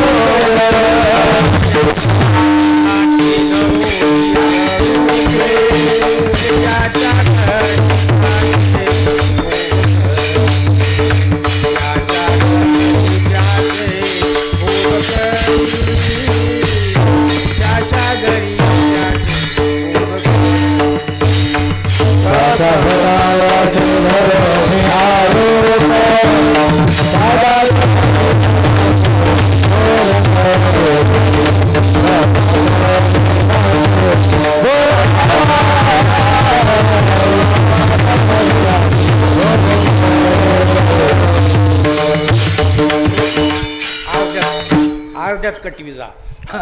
जवळजवळ 14 गाव कव्हर केलं. 14 कुणालाच मिळ लागणार काय भानगड आहे बस. पण त्या गावामध्ये एक बाई चॅप्टर होती. कोण्या गावामध्ये एकतर बाई चॅप्टर होत्या. तिला सगळ्या गावामध्ये कुठं काय चालेल सगळा पत्ता असते. कुणाच्याही घरला झाला तिला परवानगी. वरला कडल्या गलीला जाणार, तिथलं काही कुणाचं काही चालय का उचलणार. रस्त्यात येणार पदरचं टाकणार, खाल्ला कडल्या गलीला फुकणार. नवऱ्याला म्हणणार बायकोकडे ध्यान ठेव, बायकोला म्हणणार नवऱ्याकडे ध्यान ठेव. दोघाचा वाद सुरू झाला की माहेरला निघून जाणार. एकतर चॅप्टर राहत्या गावात बाई. आता मोठ्या गावात 2-4 राहत्या, पण एकतर राहत्या कुठं. तशी त्या गावामध्ये एक बाई चॅप्टर. तिला सगळं माहीत कोण कराले कशासाठी कराले, पण तिनं कुणालाच काही म्हणली नाही. एके दिवशी काय झालं, 2-3 लग्न होते गावात. काही गडी गेली लग्नाला. जवळच एक बाजार होता. उरलेली गडी बाजारला गेली आणि दुपारून उरलेली गडी ढोरं सोडून शेताला गेली. प्युअर गावात बाया राहिल्या. घर गावात फिरली की सगळ्या बाया जमा केली आणि सांगू लागली कशासाठी बोललेली हो तुम्हाला मी. 6 महिन्यापासून आपल्या गावात जे चालय कोण करायला कसं सगळं मला माहीत आहे. म्हणून तुम्हाला मी सांगितलंय आना शपतावा सांगते गड्याला कळू देऊ नका. माणसात माणूस आहे ना, रक्तपात होते बरं. मग सगळ्या बायांना आना वाहिल्या आणि सरळ सांगितले नंदाचं श्रीकृष्ण कराले. म्हणजे मग असं आहे का? हो. आता त्याच्या माईला जाऊन वॉर्निंग द्यायची. तिनं जर धरबंधन केलं बरं, नाही तर वाड्यावाल्या बाया जिकडे तिकडे गट्ट तयार करायचं, त्याला जोडपून मोकळं करायचं. म्हणजे बस उठल्या सगळ्या बायान गेल्या यशोदेकडे. यशोदे अंगणात बसली होती. सांग यशोदे री तुझ्या नगरीत कसं गावात नांदाव सांग. आता सगळ्या गावच्या बाया गर्दा कोला यशोदा कुणाला बोलून हात जोडून बसली. आता गावचा मोर्चा तहसीलवर गेला. तहसीलदार काही गचाड्या देते का? वरी पाठवतो प्रस्ताव, कळवितो वरी, धक्काबुक्की केली की जोड पण मोकळं करतात. तशी यशोदा खामोश. बायानं सांगितलेली अकराला सांगितलं नाही काही नाही, चला आपल्या आपणच बघूत म्हणून निघाल्या तिथून. मग चौकामध्ये गर्दा करू लागल्या. मग त्या गावामध्ये काही खानदानी बाया होत्याच की, हो का, गलगल करू नका, गावचं काम आहे. उद्या आपलाच नातू असला निघाला तर व जा गपचूप घरला, होता होता होईल. काही शहाण्या बाया, हुशार खानदानी बाया गपचूप घरी निघून गेल्या. एक बाई भलतीच तापड, मला असलं जमनान, मला असलं कपनान, माझ्या माहेरात असलं नाही. ही काही नानू झाली का? घटकाभर ह्या गावात आहे ना, पाणी पिणं फनफनच करू लागली. तापल्याला तव्यावर पाणी पडल्यावर लाल डोळे केली. मला इथं घटकाभर राहायचं नाही, असली कुठं नाननुकन असलं कुठं गाव राहते का? गेली नवऱ्यावर उपसली. कसलं तुझं गाव असलं म्हणली, हा ह्या गावामध्ये माणूस की म्हणली, खटकावर इथं राहणार नाही, तू येणार आहेस का कसं सांग माझ्या संग. ते बी थरथर कापू लागलं. तू गेल्या शिंगल राहून इथं काय करू म्हणून लागलं. ते आण बैलगाडी म्हणली, सगळा पसारा घेऊन गावाच्या बाहेर जायचं, ह्या गावात नगच मला राहायचं म्हणली. गेलं बैलगाडी लावून आणलं, घरातला सगळा पसारा भरला मध्ये. बाजावरी पालत्या घातल्या, अन्न पालत्या घालून पुन्हा दुसऱ्या खेपत न्यावं म्हणलं. लेकरवरी बसलेत, नवरा बाय बसले, निघाले पसारा घेऊन गावावर. मग असं कृष्ण पवळीवर बसलं होतं आणि त्याच्या समोरून अशी गाडी निघाली. कृष्णाने विचार केला, आपल्याच राग राग घर उठलेलं दिसालंय म्हणलं. आहे अवघड झालं हो म्हणलं. घर उठीने का चांगलं आहे का हो? देव जरी झालं तर काही संविधानाच्या बाहेर जाते का? पंतप्रधान जरी असलं तर संविधान आहे म्हणालो त्याला सुद्धा. देवाला सुद्धा कानून आहे, देवसुद्धा मनानं काही करणार. काय अवघड झालो म्हणलं हे. कारण या दोन तीन गोष्टी कुणाच्याच हातानं घडू नाही लागत्यात. घर उठविणं, अन्न पाणी उठविणं आणि कुणाचं नान्न उठविणं. ह्या गोष्टी कधी चांगल्या नाही, तर ह्या गोष्टी कधी सुख देत नाही. कधी जरी झालं तर आपल्या गावचं जर घर उठून जाऊ लागलं, पोलीस पाटलाची सरपंचाची कमी इज्जत जाते का? ह्या गावात काही तर ताप आहे तेव्हा उठून चाले म्हणते बस. तर कोणी उठून जाऊ लागलं ताबडतोब दखल घ्यावं लागते. काय अडचण आहे ते आम्ही करतो, जायचं नाही म्हणावं लागते बस. गावातले माणसं उठून जाणं म्हणजे गावची कमीपणा झाला गावचा. असं गाव चालवावं लागते पोलीस पाटलानं सरपंचानं. तर बाहेरल्या लोकांना म्हणावं तिकडलं इकून येऊ का हो, इथं लय लोक चांगले आहेत हो, मला इथे या वाटायला म्हणावं. असलं गाव चालवावं लागते. पोलीस पाटीलच म्हणाले तुला तर खपितोच र, मालिक सरपंच म्हणाले तुला तो उठितोच र. दोघंच राहा गावामध्ये, दोघंच हाकाला सगळेच माणसं बस. माणसं जोडाजोडी करावं लागत्या, जोडाजोडी बस. हो हां, म्हणून घर खबरदार कोणत्या गावचं कुणा उठू नये बस. कुणाचं अनपाणी बी उठू नये. कुणाला नोकरी लागली असल्या करून खाऊ द्यावं, व काड्या करून त्याची नोकरी घालू नये बस. हे बी पापच आहे. आणि कुणाचं नाणंसुद्धा उठू नये. नवरा बायकोचा आनंदांचं असलं तर काड्या कशाला करावं. मी कुणालाच कीर्तना सांगतोय बघा, खरे जर मायबाप असतील त्यानं सुनाला लेकाला असं बसवावं. आणि दोघाला म्हणा, सुनाला म्हणा तुला नवरा पसंत आहे की हो, तुला बायको पसंत आहे हो, दोघं आनंदाने ह्या घरात संसार करा. कुड घालून आम्ही इथं राहत आहोत. लेकाचा आनंदाचा संसार आम्हाला बघायचा आहे म्हणावं. त्याला म्हणावं लागते मायबाप. त्या दोघाचं जमत नसलं तर ह्या मायबापानं दडपण आणून संसार लावावा लागते बस. पोरगी तिरपट जर करू लागली, सासूनं म्हणावं लागतं हो साधा आहे बोला आहे. लग्नाच्या आधी लग्न लागले गपचूप नांदायचं बस. आणि म्हाताऱ्यानं ह्याला दाबावं लागतंय, काळी गोरी लग्नाच्या आधी असत्या, लग्नाला गपचूप ना ठेप्याला लावावं लागते. ठेप्याला तोंडा दात नाही, नीट चलाय ना. आणि म्हातारी म्हणाल्या जमायचा काही वाण नाही, उगं जिकडे तिकडे करावं. हेच कर आता म्हातारपणाला, मरता मरता जिकडे तिकडे. कुणाकुणाचे जिकडे तिकडे करतेच म्हणालो तू बस. जोडायचं बघा, जोडायचं कुणाचं मोडायचं बघू नका. कारण एक दोन पोरं मला म्हणले हो महाराज आमचं नवरा बायकोचं काहीच वांद नाही हो म्हणला, आमचा संसार आमची मायच होऊ देईना झाल्या. आता त्या माईला खंदून का पूर्णच म्हणलं यारवाळी. लेकाचा संसार मोडणारी माय राहते का म्हणालो. खबरदार कोण्या सासूनं लेकाचा संसार मोडायच्या भानगडी पूर्ण नाही. ह्याच्यावर पापच कोणतं मोठं नाही. कोणतंही जोडायचं बघा बस. कृष्णानं सुद्धा तोबा तोबा चुकली गोष्ट म्हणला का घराघराग उठू. असं देखत गाडी निघाली हो. आता थांबा थांबा म्हणून का तावलेले आहेत, गौसल ती घेऊन आणतील म्हणला. आता देखत गाडी गेली. अशी खारीमध्ये पलीकडे गाडी गेल्या गेल्या कृष्णानं सांगितलं गावाला घर उठू द्यायचं नाही मला, काही बी होऊ जा. म्हणून इथून बसल्या बसल्या प्रस्ताव चालू केलं त्यानं. त्या लेकराला तहान लावलं. ते लोक म्हणलं आई मला पाणी प्यायचं आहे, तहान लागली. सोन्यासारखी लेकरं म्हणली अन्न पालते घालून ठेवले. नवऱ्याला सांगितले मी कासरी दोन उभा टाकते म्हणजे तो का तिथे विहीर दिसाल्या तिथलं पाणी घेऊन या म्हणले. जा लेकरं पाणी पाणी करायलेत म्हणले. म्हणून बैलाचे कासरे धरून थांबली. यानं पाणी घेऊन विहिरीला तांब्या घेऊन विहीरला गेलं. ती पायऱ्यानं उतरायची विहीर होती. 2-3 पायऱ्या उतरून भीतीच्या आडवं गेलं. या कृष्णानं त्या बाईच्या नवऱ्याचं रूप धरलंय. तसला जर्मलचा तांब्या, कोचे पडल्याला, एकीकडून गळा बसलेला. ते कोचे जर्मलचे तांबे तसलेच राहतात लई करून. कोचे तर पडतेत, नाही ते एकीकडून गळा तर बसतंय, नाही तर गळा उडून तर जातंय, मोकळंच होतंय. कारण कोण्या गावात गेल्या गेल्या हातपाय धुवायला तसलेच तांबे आम्हाला लई करून येते. म्हणून त्या तांब्याचा आमचा लई दोस्ताना आहे लई दिवसापासून. आम्हाला स्टीलचे आणि पितळेचे तांबे कधी पाय धुवायला कोणी देणार. बस आता हे जर्मलचे तांबे जे कंपनीवाल्यानं काढलेत का नाही ते आमच्यासाठीच काढलेले इथे. काय त्याचा बाप मारला होता की येईन काय नाही की काय बक्कल जर्मलच्या कंपनीवाल्याला भेटावं म्हणालो, पण मला वेळ मिळणार ते बी कुठं गाठ पडला. तसलाच तांब्या तयार केलं त्यानं. आलेल्या करायला पाणी दिलं, बायकोला पाणी दिलं. म्हटलं जोमानं म्हणाले पाणी खोल आहे पण थंड आहे बघा. आणि खरा नवरा पाण्यापाशी गेलाच नाही अजून. पाणी घेऊन बसलं गाडीत, हल्ली गाडी इकडं. ते खरा नवरा पाणी घेऊन आले. कोण आमच्या गाडीत बसला म्हणला आहे. कुठला रे तू? ते म्हणला तू कोण? ते म्हणला तू कोण? गाडी बायको पसरा मला कुठलाहीच रे तू? गाडी लेकरं म्हणजे कुठले? ते दोघाचं भांडण लागलं. ह्या खऱ्यानं खाली ओढलं. दोघाची कुस्ती तो कसला. तिसरा नवरा झालं की इकडं गाडी आणलं. तिघाचं भांडण सुरू झालं की चौथं झालं गाडी आणलं. एका आवडामध्ये 10-12 झाले बघा. 10-12 सगळे सारखेच. निस्ता गलगा गलगा गलगा. बाई ध्यान लावून बघाल्या खरा नवरा कोणता असेल माया म्हणाले. सगळे सारखे दिसू झाले. बस आता 10-12 जणांचा गर्दा चालू झाल्यास पोलीस पाटलाला येणंच भाग आहे की तिथं. मग आता कोण होता पोलीस पाटील तिथला? नंदराजा. काय झाले रे? काय झालं? काय झालं? जे खास खरं होतं ते म्हणला नंदराजा न्याय कर म्हणला. हे लेकरं बायको पसारा मजा आहे. कुठले रायंदर आलेत की म्हणला आणि मला धमक्या द्यालेत म्हणला.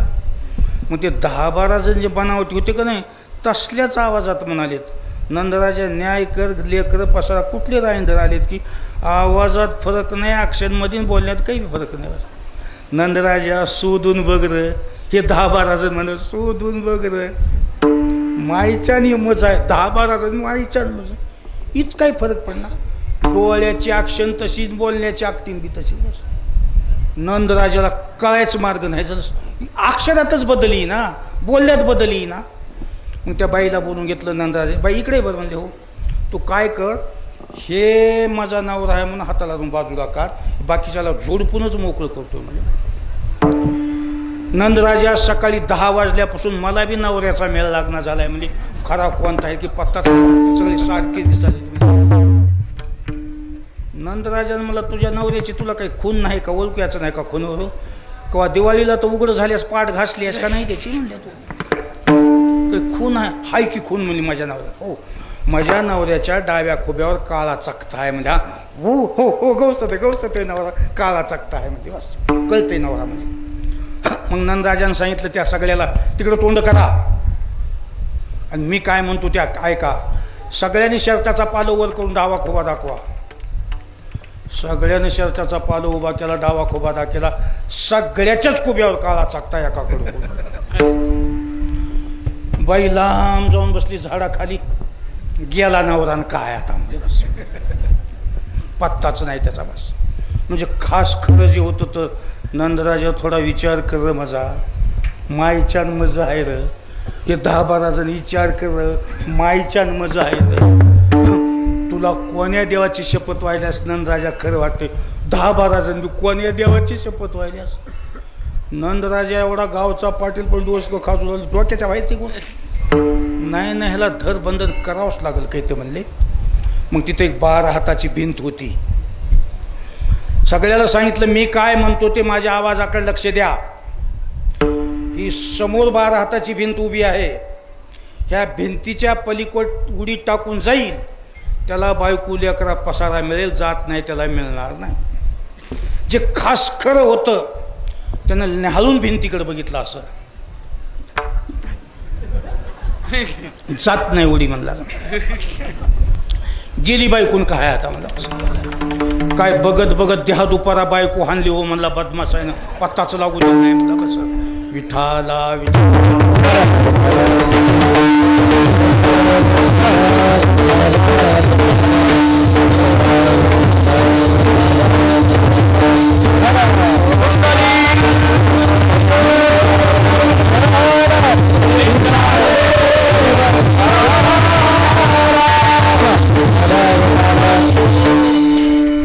हे बनावटी जे होतं टाकायची का मग उडी दमच मावना. जे खरं होतं त्याच्या मनानं पलीकडे जाऊन तोंडावर का पडणं होईना पण उडी जावं म्हणजे का कुलत हो. बकल जोर काढलं होते नवी इथून उडी झोकना म्हणून लांब गेलं.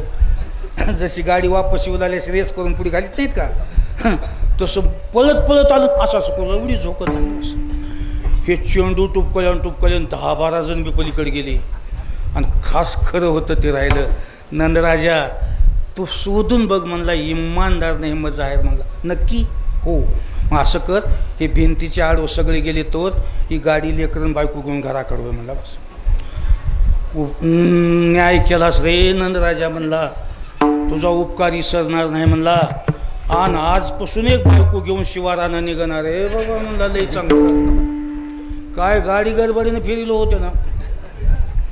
आणि जाता जाता म्हणाले नंदराजा इथंच थांब बरं, मला आणखी रायंदरायचं भेवाट आले म्हणला.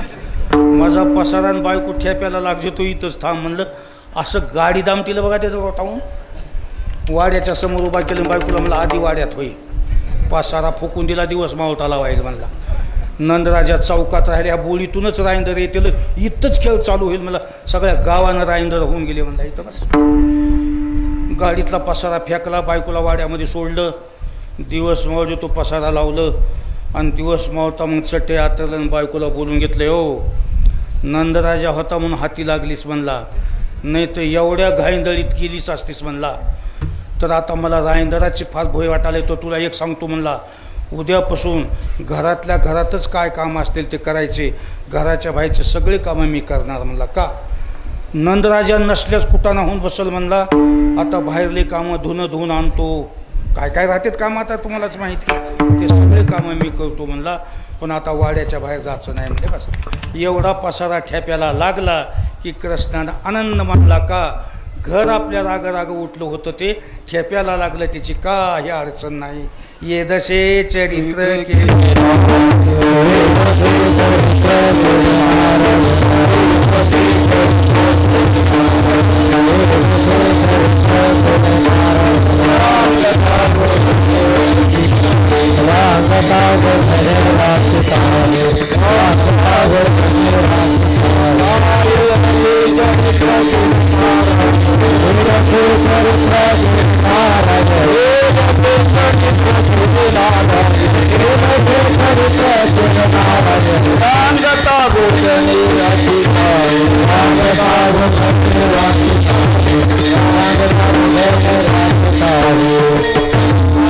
ठेप्याला बसलं. तिसऱ्या दिवशी नंदराजानं कृष्णाला बोलून घेतलं. कृष्णा, परवाला जी आपल्या गावात जी घटना घडली, एका बाईच्या नवऱ्याचे रुपये 10-12 जणांना जो जे दहशत निर्माण केली, हे बार आपल्या गावात होऊ शकते. त्याच्यासाठी हेला ताबडतोब तपास लावून अटक करणं महत्त्वाचं आहे म्हणजे बस. माणसं बरोबर घे, पैसे काय काढायचे ते ताबडतोब. लोक दहशतवादी असू शकतील, अतिरेकी असू शकतील, नक्षलवादी असू शकतील. हे बार असं होणं नाही. जा म्हणजे कोण आहे ते तपास काढा. एकदम हसलं. हसाय काय झालं तुला? हे निपटून काढायचे सगळे. हे नको आहेत असले अतिरेकी नाही, दहशतवादी नक्षलवादी नको आपल्या भागात.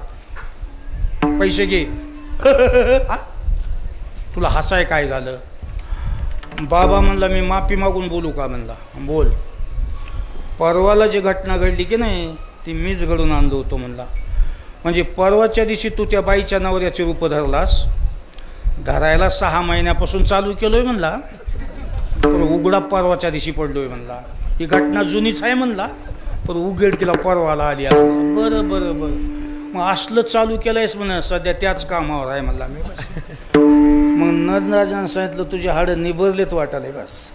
बाळ राहील नाहीस तू असा खेळ कोण करतं हे निबरलेले हाडवाले म्हणून तो मायबाप म्हणते त्याला भाजायचं बघा भाजायचं कशाला म्हणतील लग्न करा का हाडं निबर झाले की असले नखरे करते माणूस एकदा भाजलेली वस्तू ठिसूळ होत असते लग्न झालं की भाजलं म्हणजे ठिसूळ झालं डोळा उचलून बघत नाही आता ह्याला गावात ठेवीत नाही म्हणजे तू बस कृष्णा आता तू गावात ठेवण्याच्या लायकीचा राहिला नाहीस रोज भानगडी करशील मग आता मी गुराखी ठेवायचं बंद करणार रोज तांबडं फुटा उठून दूध काढून झाकून ठेवायचं आणि गाई सोडायच्या दिवसभर गाई राखायच्या माणसं झोपल्यासच गावात त्याचं लोकाचा तुझा समन नको मला कबूल आहे पिताजी म्हणलं नमस्कार केलं मग सगळ्या गावानं फिरून आढळलेल्या माणसाला सांगितलं गडे हो आता उद्या दिवसभर गावात नाही आता इथून पुढे मला हातपारची नोटीस लागली आहे म्हणले का गावबंदी केलेली आहे म्हणले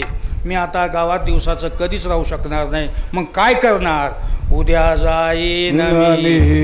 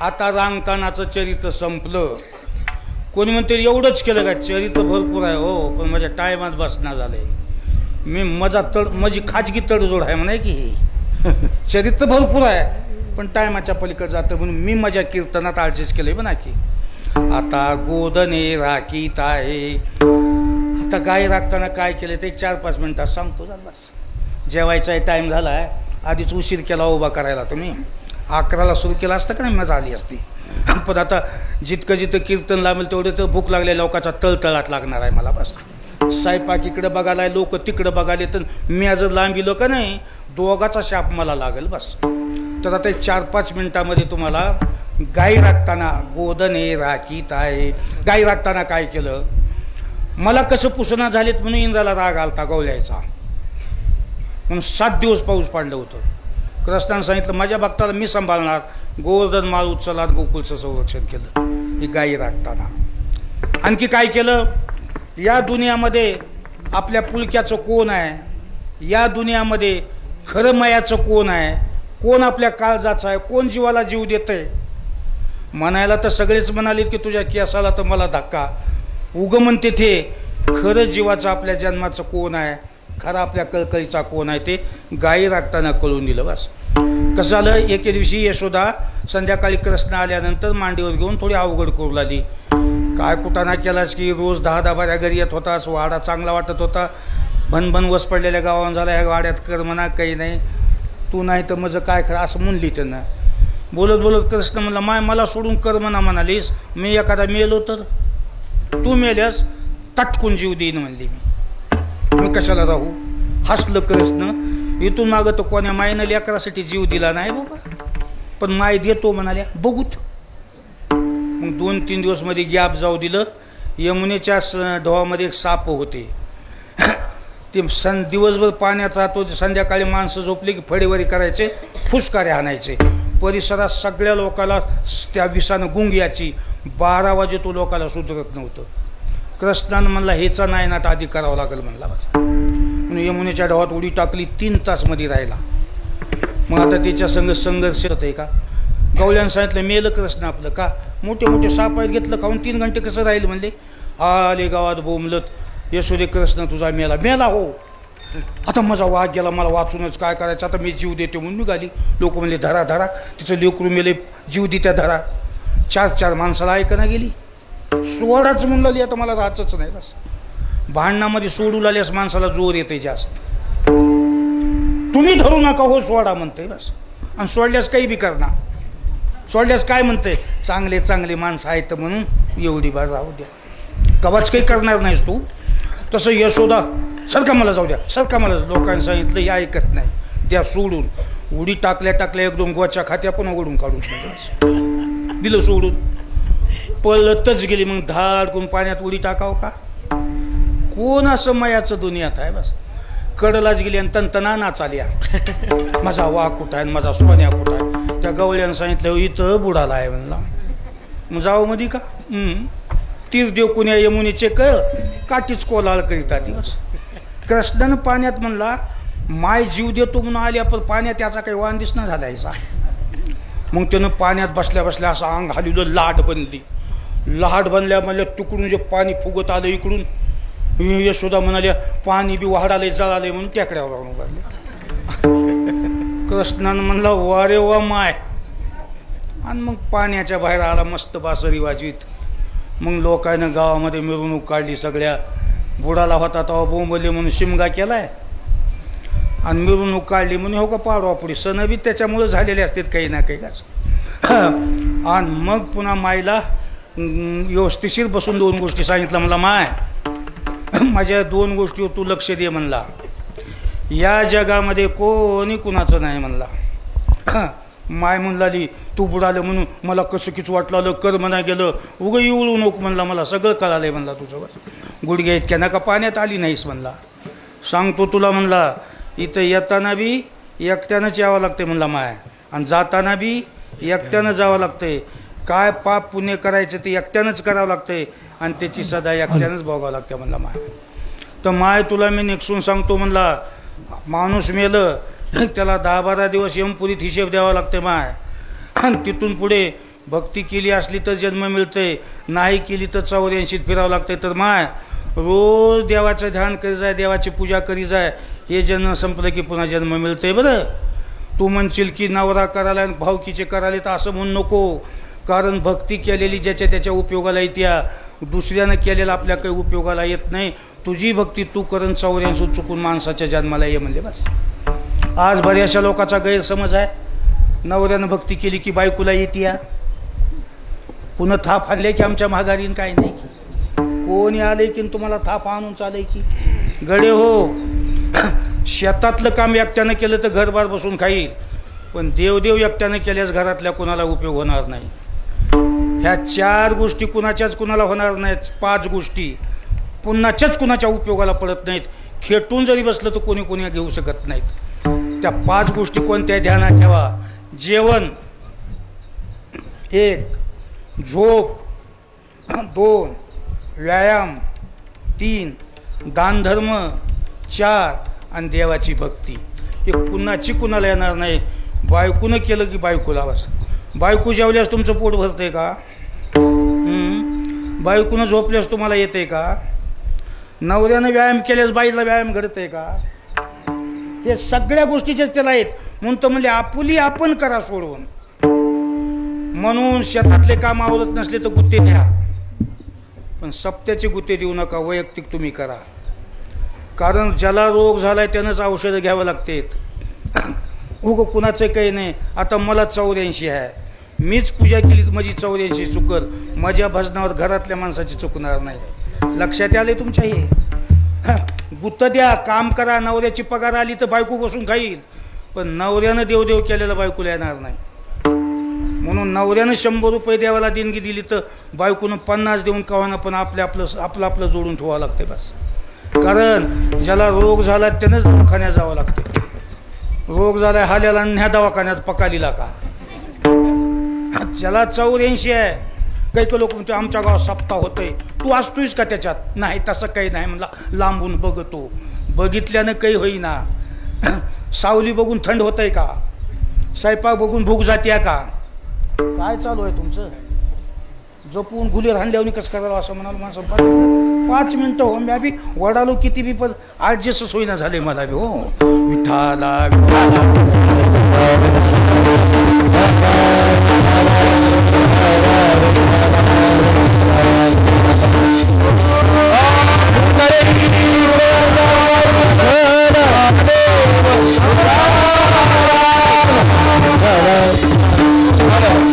भक्तीच्या बाबतीत पोराचं बापाला येणार नाही, सासूचं सुनाला येणार नाही, बायकोचं नवऱ्याला कुणाचंच पदार्थ कुणाला येणार नाही. बाईनं जर पूजा केली तिलाच कामाला येणार, नवऱ्याला काय ॲडजस्ट होणार नाही. गरज धरा. एक बाई म्हणाली नवराज भक्ती करते, काय देवा धर्माला भजते ते नवराज भजते, मी काहीच करीत नाही म्हणली. गरज धरा. मालकानं केलं की मला येतंय. दोघं संगच मरणार आहेत का?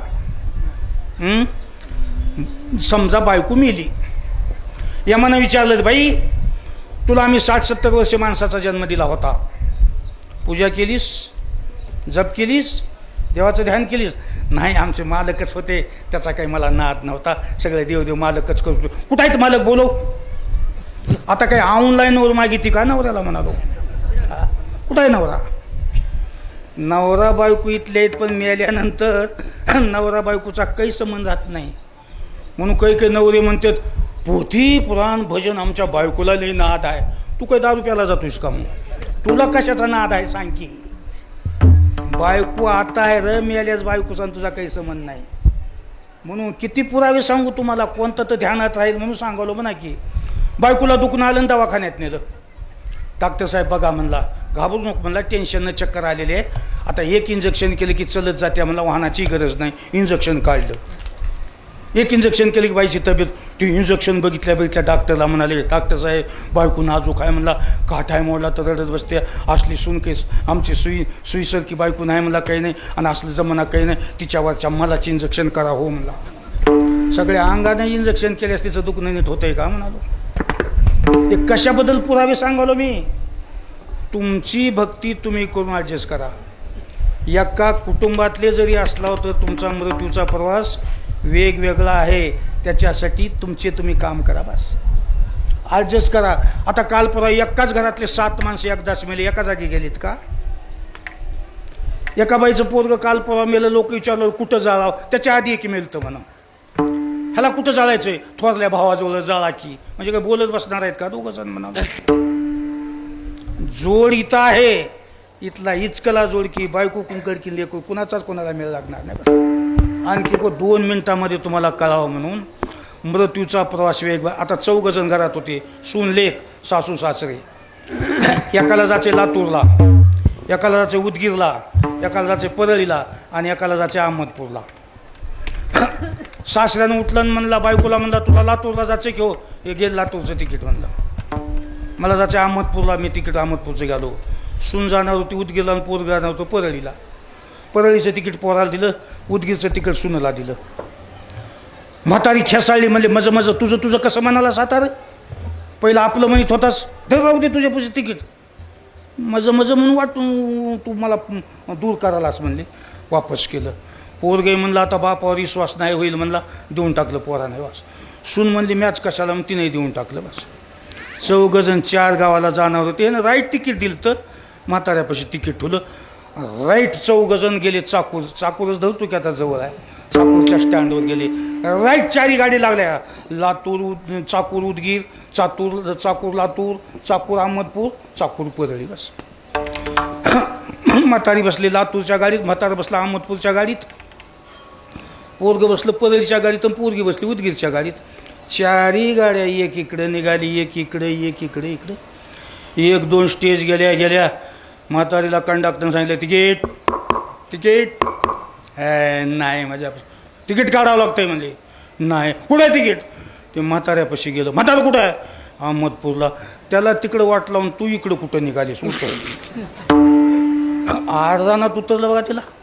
गेलं गाडी घेऊन, तिथून बॉम्ब लाल्या, तोंडवरी करून अहमदपूरला गेलास. मजी कशी फजी ती तिकीट नाही. तुला तिकीट घेऊन चढायची अक्कल नाही का म्हणालो. दृष्टांत संपला.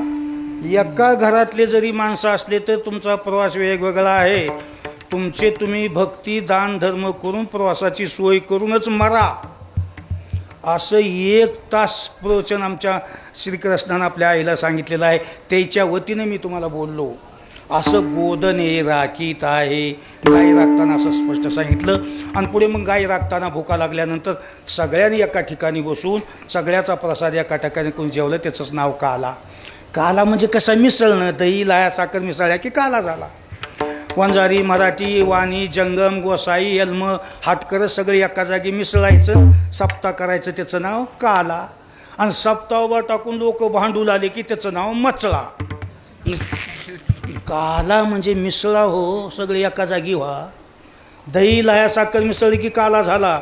आवंत जातीच्या लोकांनी एका ठिकाणी मिसळून कार्यक्रम केला की त्याला म्हणतात काला. तसं श्रीकृष्णानं सगळ्या गवळ्याला एका ठिकाणी बसून सगळ्याचा एका टाके प्रसाद वाटला. बस तसं आपल्याच घरचं धान्य आणून जसा आपण प्रसाद केला की नाही. आता बघा किती एकात्मता आहे. कीर्तन सुटले की एका पंक्तीत बसा, सारख्याच पत्रवाळ्या सगळ्याला, सारखंच जेवण, एकदा जेवण एकदाच उठा. शिस्त याच्यामध्ये शिस्त. काला म्हणजे एकमतानं सगळे चला मिसळून, तसा श्रीकृष्णाने केला. म्हणून आपणही दरवर्षी आवंत जातीच्या लोकांनी एका ठिकाणी मिसळून मस्त एकजुटीनं देवदेव करीत राहा. ह्याचंच नाव काला. विठोबा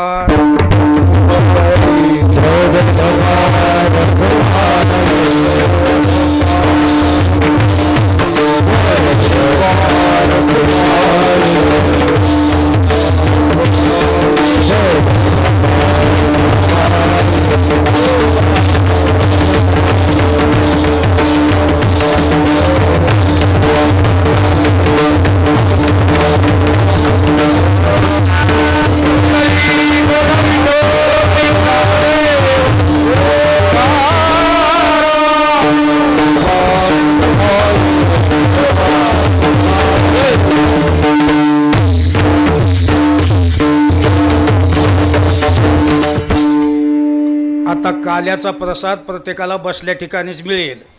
आता एक अभंग होईल, त्याच्यावर 2 चाली होतील. अभंग, चाली, काल्याचा प्रसाद आरती होईपर्यंत जाग्यावरून कोणी उठू नये. आता एक गावकरी मंडळ, सप्ताह कार्यकारी मंडळ जे असतील त्याने 5-25 टोपले काला तयार करा आणि चाल होईपर्यंत प्रत्येक माणसाला काल्याचा प्रसाद मिळावा अशी तजवीज करा. ज्ञानेश्वर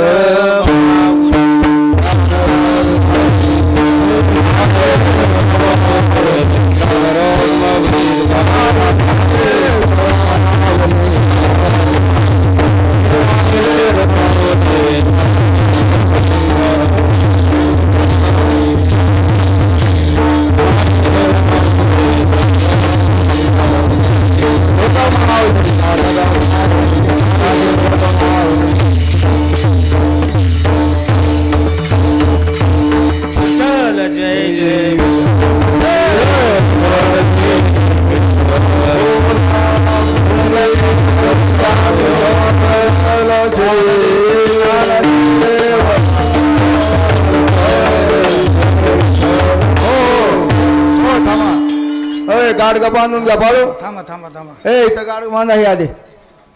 दहीहंडी फोडायचे का? हा मग घेऊन या चटकन. कंठी धरिला कृष्ण गाव गाव